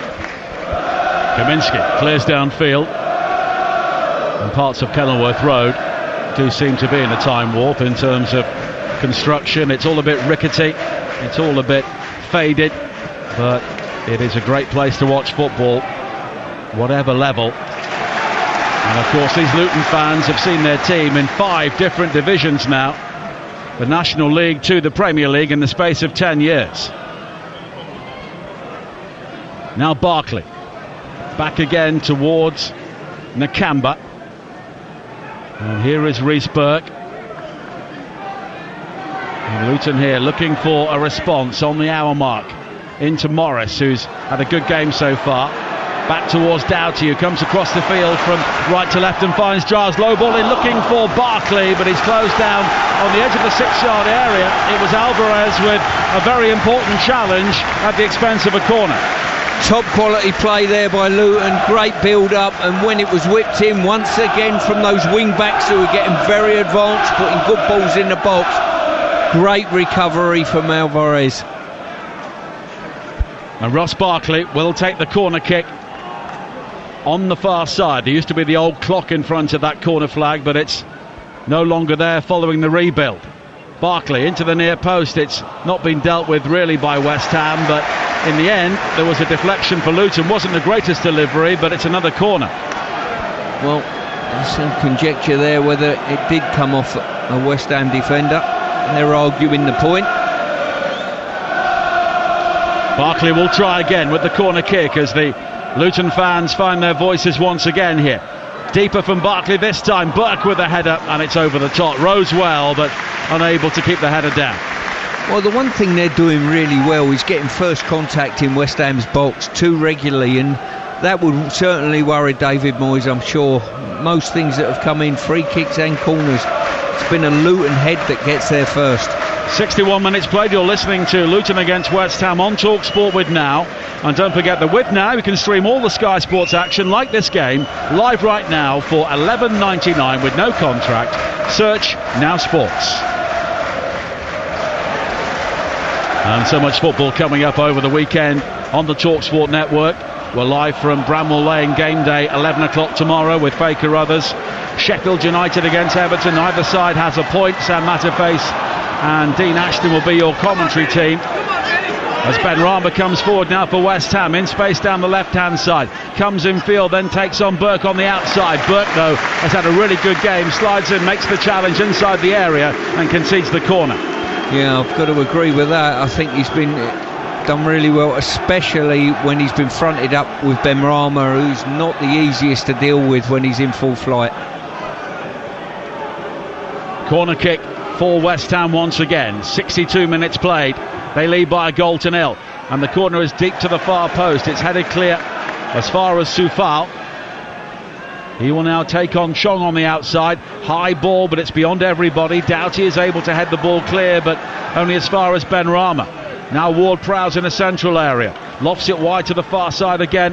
And Soufal, a driven cross in. It'll come all the way to Benrahma, who brings it down, but the shot right-footed was lacking power in the end, and it's gathered by Kaminski. He quickly clears downfield, looking for Adebayo, but a good leap and a good header away by Alvarez. But Luton have a throw-in, taken quickly by Morris. Down the line for Adebayo on this near side. Morris again on the overlap, but the ball was overhit and it's gone behind for a goal kick. I must say I've been quite impressed with Alvarez. It's the first time I've seen him sort of live since he's been at West Ham. He's got a start tonight, and I think he's done a really good job just anchoring that midfield, knitting things together and stopping attacks when he's had the opportunity to do so. He looks a really good signing at the moment for West Ham. Of course, cost a fraction of what Declan Rice was sold for, but they seem to have used that money very well, signing players like Alvarez, James Ward-Prowse and Mohamed Kudus and Mavropanos, the Greek international, currently out injured, but he could prove to be a good signing as well. More deals going through. Nottingham Forest have agreed to sign the Norwich defender Andrew Omobamidele on a permanent deal, Talksport understands, and he's apparently racing to complete his medical before the transfer window closes. Norfolk to Nottingham on a Friday night could be tricky. Now Adebayo on the far side for Luton Town. Back to Nakamba on the left corner of the penalty area. Chong is now in space to deliver the cross. It's blocked by Soufal. Benrahma with a clearance which was up rather than away, but in the end Bowen was underneath it. But Luton now have it back. Here is Giles. Giles there was crowded out, but West Ham have conceded a throw-in, and Luton here beginning to build some momentum. Yeah, I think the closer we get to that 90-minute mark, the more this crowd will come to the party if the score stays as is. There'll be a bombardment on the West Ham 18-yard box. 25 minutes to play. West Ham leading here on Talksport by a goal to nil. As Antonio runs it out of play on the far side. More football coming up tomorrow. Sunderland Southampton from the Championship on Talksport 2 with Mark Wilson and Mickey Gray. Game day live with Adrian Durham, with all the goals as they go in, and a full classified check at 5 o'clock.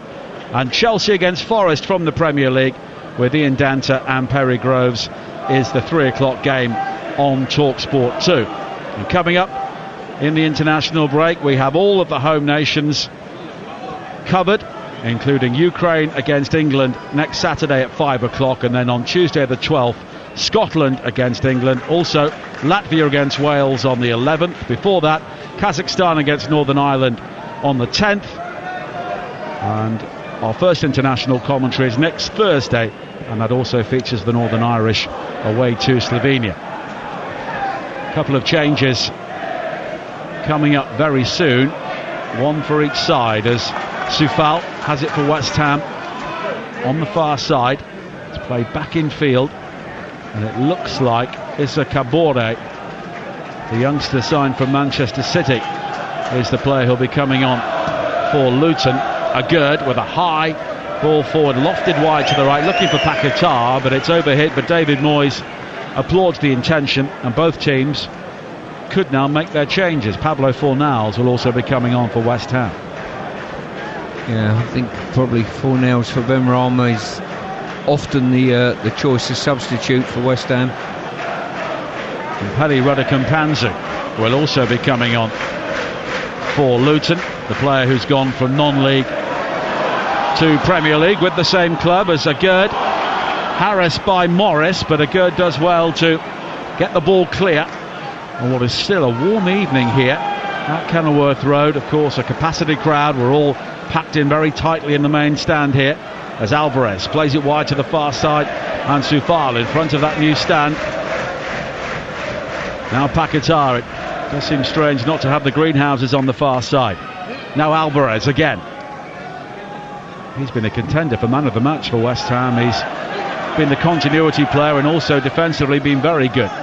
Now Benrahma again down the left. He'll take on Doughty deep into the penalty area. Still Benrahma. He's got Emerson on the outside, but the flick from Benrahma never really gave him a chance to deliver a cross, and Doughty will bring it clear. And here is Adebayo down the line for Morris. Flicked inside looking for Doughty. The spin of the ball actually favours the Luton player. And here is Morris again. Now Nakamba. The switch to the left was on for Giles, but instead it's back to Bell. And Bell now can find Giles, but he's on the halfway line. But he steps away from Paquetá in towards Chong, who's able to turn. But in the end it's Alvarez who again clears. Long over the top, looking for Antonio. He's got two Luton players around him, but he lays it off to Bowen into the penalty area left-hand side. The cross in is hooked away by Burke. He did well to hook the ball over his shoulder inside his own 6-yard area. Now Doughty, under pressure from Benrahma, just lobs it up in the air. Alvarez is under the ball with Barkley, and Alvarez wins the header. Finds Ward-Prowse. 68 minutes played. West Ham leading by a goal to nil. Looking to finish things off with a second goal here. Now Soufal again. Back to Paquetá. And West Ham comfortable enough to pass the ball around, not too far away from the Luton penalty area. And in the end it's all the way back to the halfway line and Zuma. And now Ward-Prowse again. And here is Bowen, the only goal scorer so far, 7 minutes before half-time. And it's good football from West Ham because they're working Luton. They're making them put extra miles in their legs here that they don't really want to because they're doing it without the ball. Now Soufal again. Bowen comes short, and West Ham have had the ball now for well over a minute, and Luton have not had a sniff. No, as I say, it's good. It's taking the gas out of Luton, but what you've got to do once you've moved them, you've got to make sure that you know what you're doing. There's a vision to hurt the opposition as well. Now Soufal again, who has spent so much of the game inside the Luton Town half, getting forward down the right. Same goes for Emerson down the left, because they have Alvarez there as that defensive shield, who is without any doubt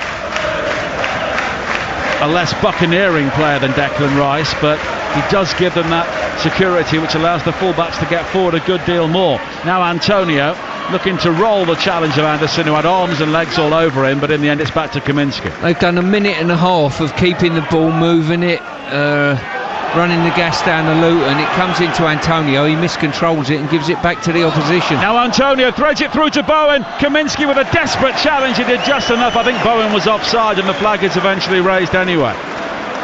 Yeah, it just went too soon there, but the build-up and all the good play, it normally has got to be benefited by the centre forward holding the ball up and bringing others into play. If he loses it, all that good play goes to waste.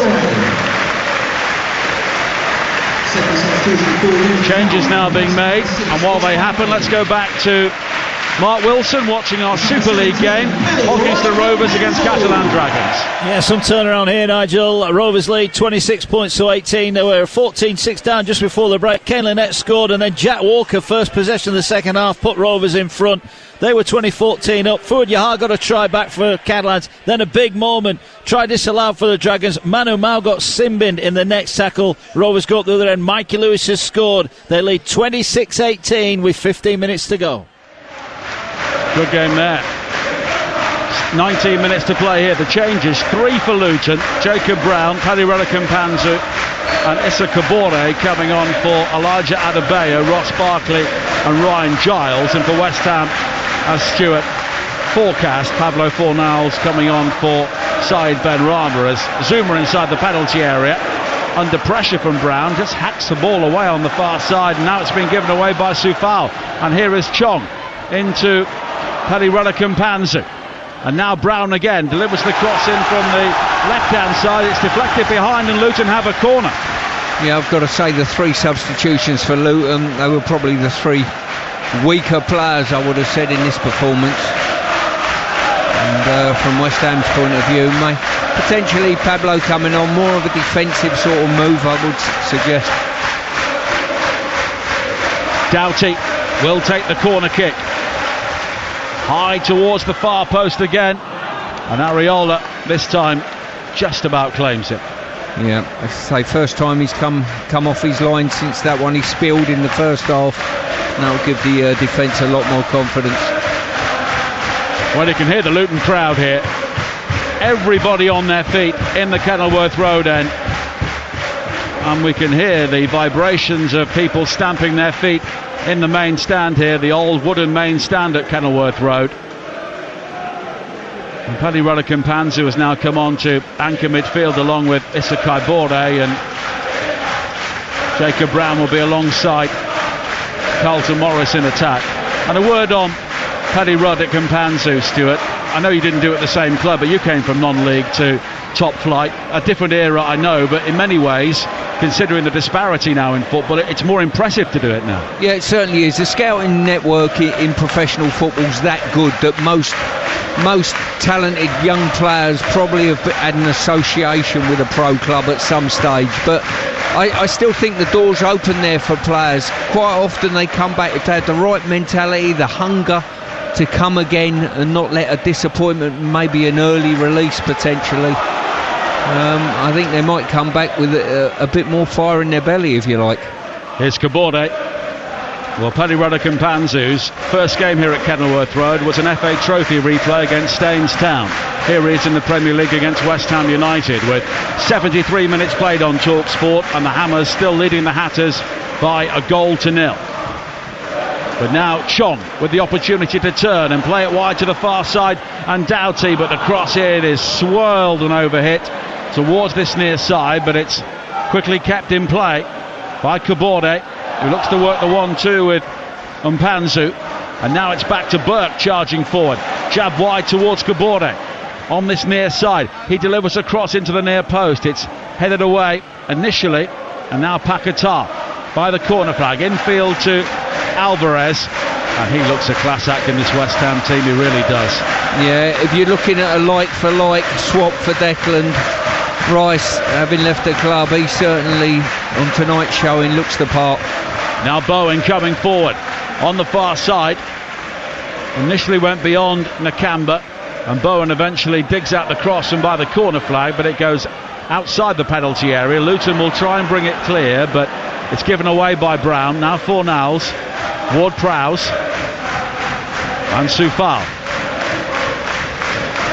And we're heading towards the final 15 minutes on Talksport. Our transfer deadline show coming up with Jim White and Alex Crook following this game. We'll also have reaction from the tunnel here at Kenilworth Road. 03717 223344 the number. And they will have all of the deadline day deals and whispers right up to the deadline at 11 o'clock and beyond. And you can check out our live blog as well, which is being constantly updated at talksport.com. 15 minutes to play. Mpanzu with a high ball wide to the far side, nodded on by Doherty down the left. Chong will chase. Soufal sliding in, great defending. Smothering challenge on the ground. He came away with the ball and then gets up to clear.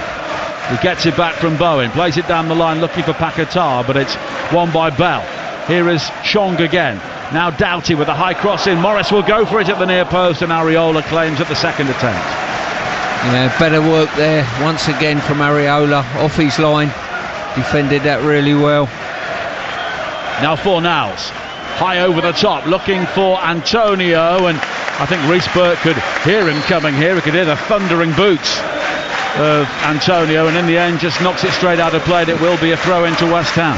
Yeah, Doughty just down over on the far side there, just nursing, I think, his Achilles. I saw him a few minutes earlier, just in front of us, just feeling the back of his Achilles, and he seems to have the same problem over there at the moment.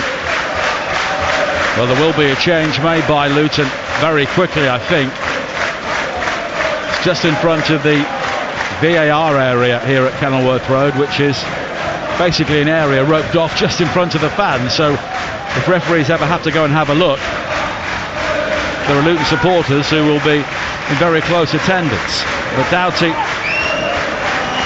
is back on the field of play for now, but the question is, will he return? And I don't think he will. And it looks like Chidozie Ogbene, the Republic of Ireland international signed from Rotherham, is the player who will be coming on. A young man said to me the other day, why doesn't the fourth official look at the screen when they go to VAR? Save the referee all that time. Well, he's part of the team, isn't he? He should give a qualified opinion. So I don't see any reason why, as part of his task over there, should be viewing the screen.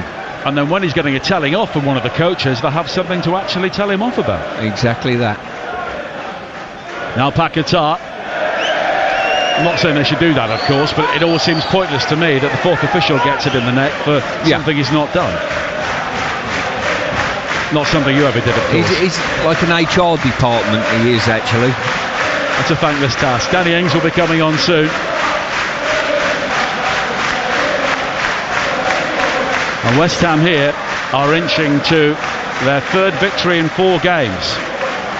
And they will be top of the Premier League. And we've only played 4 games, but that would be the longest into a season they've been top since 1983. Now Zuma has gone down, clutching the small of his back. Fell heavily after winning a high ball. I think we've had a really good... I think both teams have gone at it a little bit. I don't think we've seen a yellow card, have we? No. Quite unusual, certainly for the start of this season. But as you say, Paul Tierney has allowed the game to flow, and there have been 1 or 2 challenges, but at the same time, I think the game's been played in a very good spirit. We've barely seen a cross word. Yeah, it certainly has. And it's still Luton 0, West Ham 1. For the latest odds, head to Ladbrokes. You can back Luton to win at 18-1, West Ham to win at 4-1 odds on, or you can back the draw at 19-5. All thanks to Ladbrokes. Play at ladbrokes.com. 11 minutes to play here at Kenilworth Road on Talksport. This stadium's first game in the Premier League, and West Ham still leading by a 1-0. And West Ham may get a better idea of their overall standing after the international break, because they have a home game at Manchester City and a trip to Anfield. Well, I think the form that West Ham are in at the moment, I think both of those teams won't relish playing West Ham this season. You know, they've been workmanlike more so than clinical, I think, tonight. Yeah. But maybe coming to Kenilworth Road, you've got to be workmanlike. You certainly have. They've defended their box well enough. And to come away from here with a clean sheet, if that is the case, then they'll be delighted. Danny Ings comes on for Michail Antonio for the final 10 minutes plus added time. West Ham with 65% possession so far in the game. Luton have had 13 shots, but not a single one on target. And that's that lack of a clinical striker which has been their problem so far, as Reece Burke is unable to control the dropping ball in front of us. It goes straight out of play. And we are sat in a position here where if the left winger is going past him, we can almost touch him. Now Zuma. I think Luton have got to break their shape a little bit. Certainly West Ham will be happy just to keep the ball at this stage of the game. They've got to break their shape. They can't have a back 5 watching the other 5 in front of them work. They've got to squeeze onto West Ham a little bit. Now Ings. I spoke to David Pleat before the game, the Luton Town legend, and I said, how do you think they'll get on? And he said he just felt they maybe lacked an inspirational player at the moment, somebody who can grab the game by the scruff of the neck. They're all workmanlike, they're all very good at their jobs, they're all diligent, but they just lack that stardust. Here is Paquetá. Paquetá claims he was blocked off there as he tried to play a 1-2 with Emerson. No free kick given. Now Emerson does foul Chong after West Ham gave the ball away, and that is the first yellow card of the evening. Yeah, rightly so. Rather clinical. I think Emerson had the ump a little bit that his teammate didn't get a free kick, and I can certainly support Mr. Tierney there by not giving a free kick. And I asked PT if he had an inspirational player when his team came into the top flight in 1982, and he said he had 5. Well, he certainly did. Ricky Hill, Paul Walsh, Brian Steen. Yeah, it's a really good side.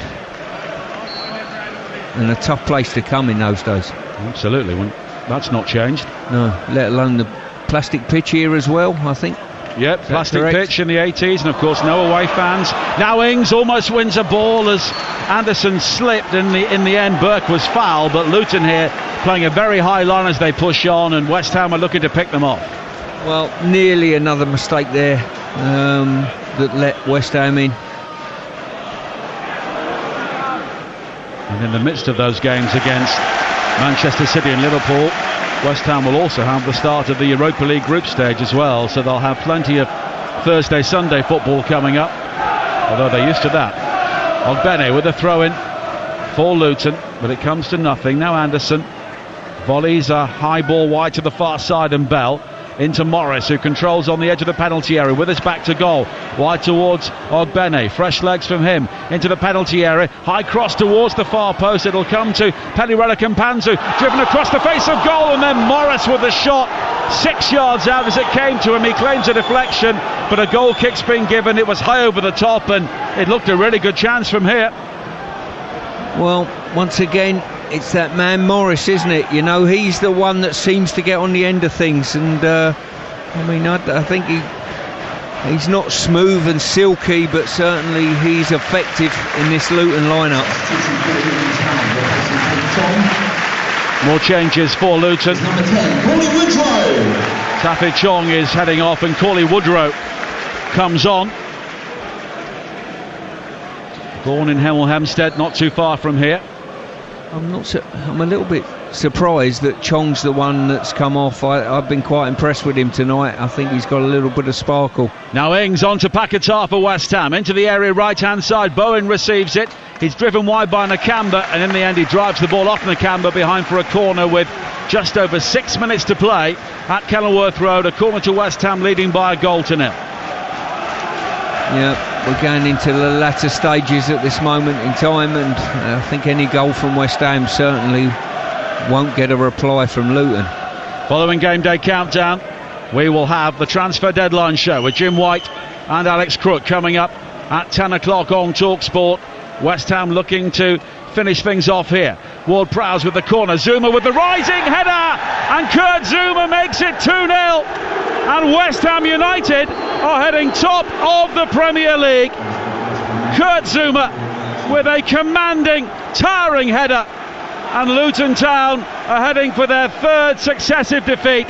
Harsh lessons in the big time, but the Hammers are flying high. 2-0. Well, it's probably one of the only times from a corner or a set play that certainly West Ham have got first contact, and I've got to say, it was a magnificent header. Unmarked, he's got above it and just drove it back into the near corner. Well, we are top of the league. Great header. Seeing the West Ham fans, it's September the 1st, but they'll take it. Usually they're around the bottom at this stage of the season. That's a little bit harsh. I think this last season will be a point in case. Prior to that, not so sure.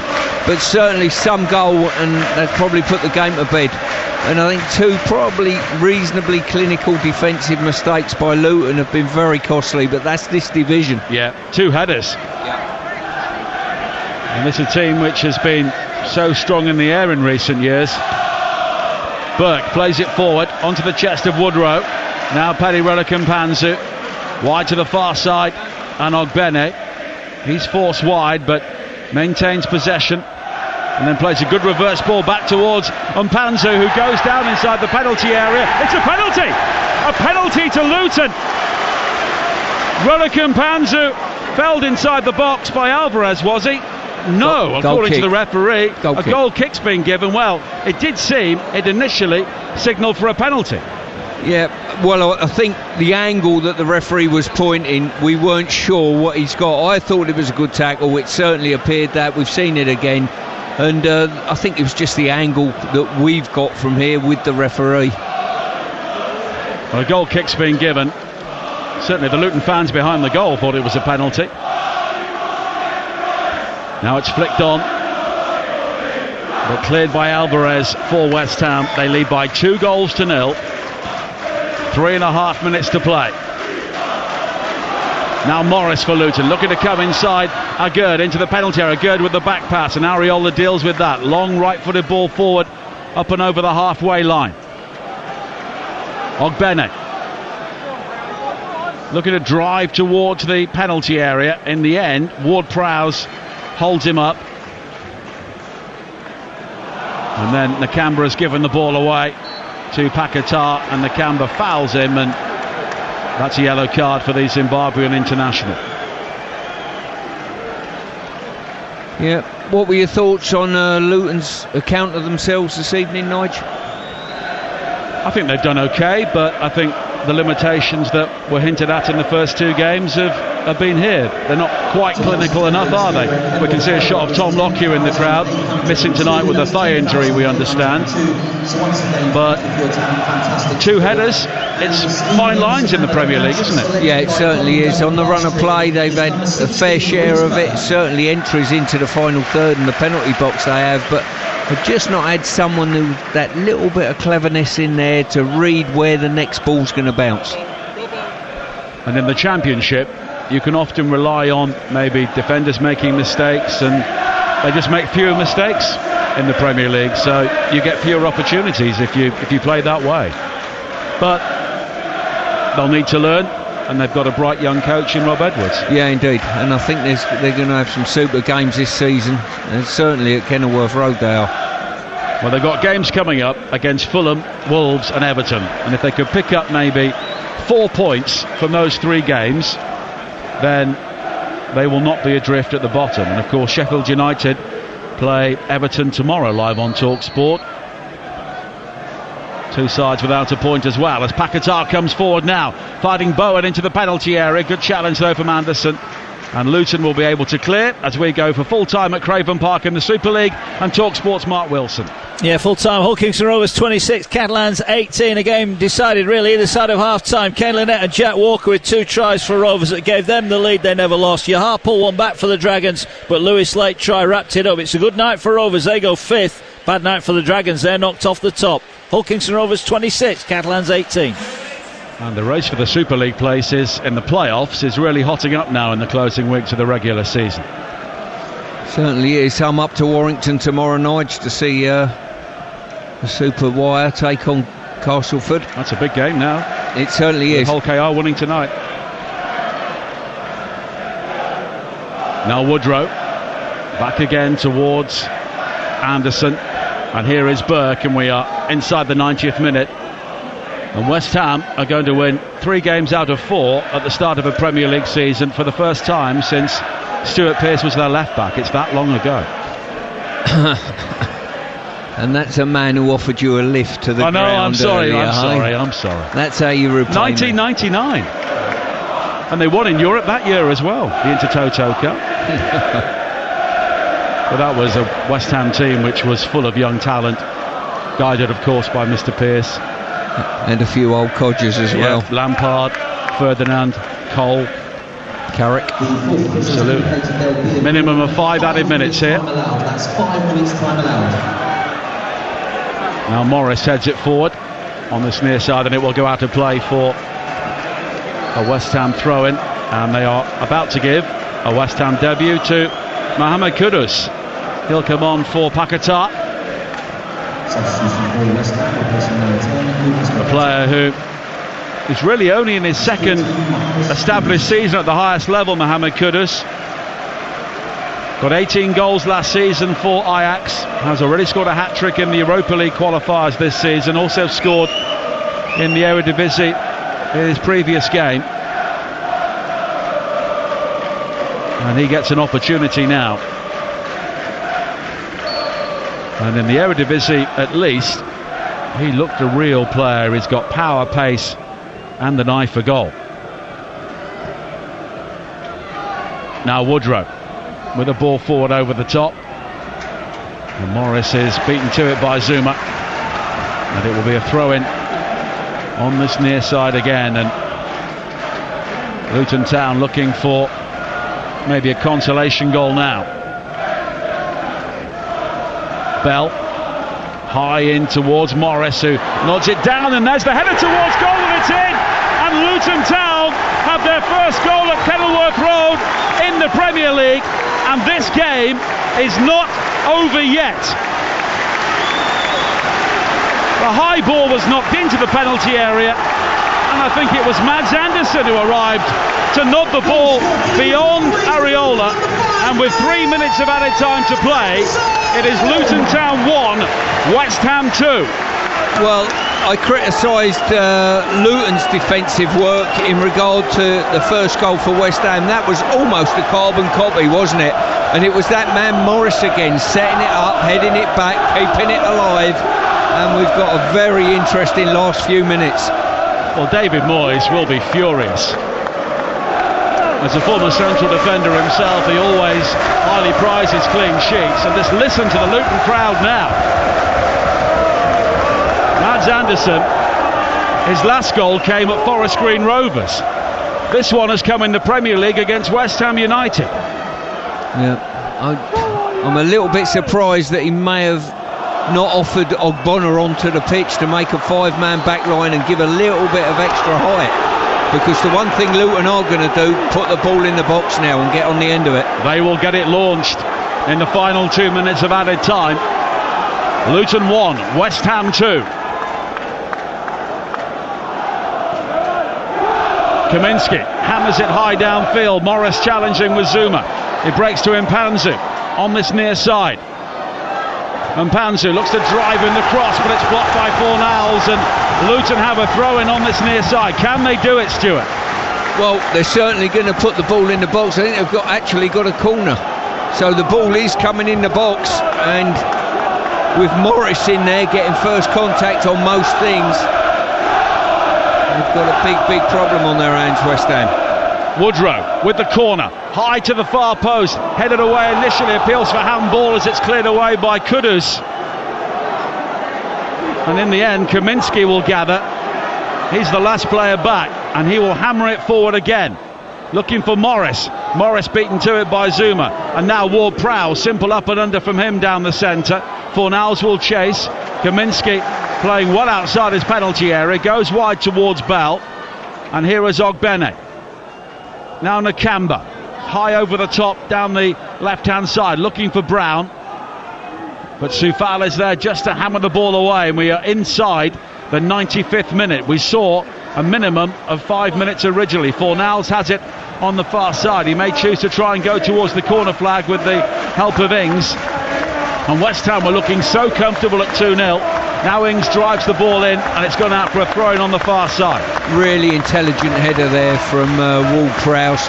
Just come to him, he could have just helped it on. And I'll tell you what, we're looking at a replay, and certainly Ward-Prowse has got contact on it, leading with his arm. I think that's a penalty, I really do. And I think they've got away with one there.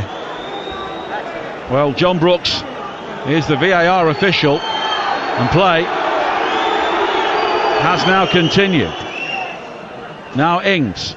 Soufal is in there, looks to win a corner, but it's a goal kick. And Luton here may have one final chance to get the ball forward. There will be some more added time at the end of added time in the aftermath of the goal. Kaminski plays it short. They've got to get the ball forward here. Here is Andersen, high and long, looking for Morris. He's beaten to it, but now Kabare has it. On this near side, the early cross into the penalty area. It drops at the far post. Ogbene with the shot. It's blocked by Soufal. Ogbene heads it into the penalty area, where it's claimed by Areola, and that should be that. Real nervous moments here. The game should have been totally finished from West Ham's point of view, but Luton certainly will not give up. They'll keep coming, kept putting the ball in the box, and in the end got someone on the end of something. The transfer show with Jim White and Alex Crook coming at the end of this game. We'll also get reaction live from the tunnel here at Kenilworth Road, where West Ham are hanging on, leading by 2-1. Luton launch it long downfield again. Morris will jump, and he's flicked it on, but he's flicked it all the way through towards Areola, and that is it. West Ham United are top of the Premier League. It is 3 defeats for Luton Town in their young Premier League lives, but they gave it a real go here in their first game at Kenilworth Road. The home crowd appreciating their efforts. They kept West Ham honest right to the very end, but the Hammers, with a touch of class, are top of the pile. It is finished. Luton Town 1, West Ham United 2. Nigel Adderley, thank you very much. It's been a great night here at Kenilworth Road. And that last 10 or so minutes, Stuart Pearce, where Luton Town threw the kitchen sink at it to try and get themselves back into the game. They got what is in the end a consolation goal from Mads Andersen. But they were pushing and they were pushing, and they will feel like they should have got a penalty late on for a handball from James Ward-Prowse. Clearly struck his arm. It was not reviewed. You get the feeling that because the ball dropped to Mohamed Kudus, who controlled it on his thigh, maybe the VAR officials thought there was a shout for handball against him and didn't see Ward-Prowse in time. Doesn't matter how you look at it, Luton Town will feel massively aggrieved. Yeah, I think there will be. For me, his arm was raised. It certainly had contact with his arm, but Luton are going to cause teams trouble here. The character, the support has been absolutely fantastic tonight. They've come away with great credit, and they pushed West Ham all the way. I think they probably had more entries into the box. They got on the end of things, and it wasn't until late on when they got on the end of secondary things. West Ham will be delighted to have won the game and come away from Luton. Luton will pick points up here, Hugh, no doubt in my mind. They'll have to look at themselves, Luton Town, afterwards, won't they? Because the two goals from Jared Bowen and Kurt Zouma came from a lack of awareness and a lack of marking on their part. I mean, it's such an easy, if you like, rundown next week to look at for Rob Edwards and say, what could we have done better? Simple, pick your man up. Yeah, it's fair to say that will be the case from his point of view, but you can see David Moyes is going to go in that dressing room now and say, hey, we've made things difficult for ourselves by ceding a goal that probably was very akin to Luton's goal in the first half. It is a great start for West Ham United.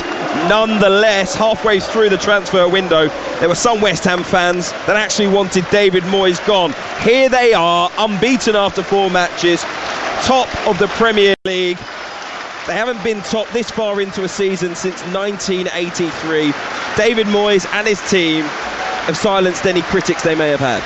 Yeah, and probably you've got to give a little bit of credit as well to the people sat to my right, just behind me, the board of directors. There was a lot of clamour about not enough transfer activity.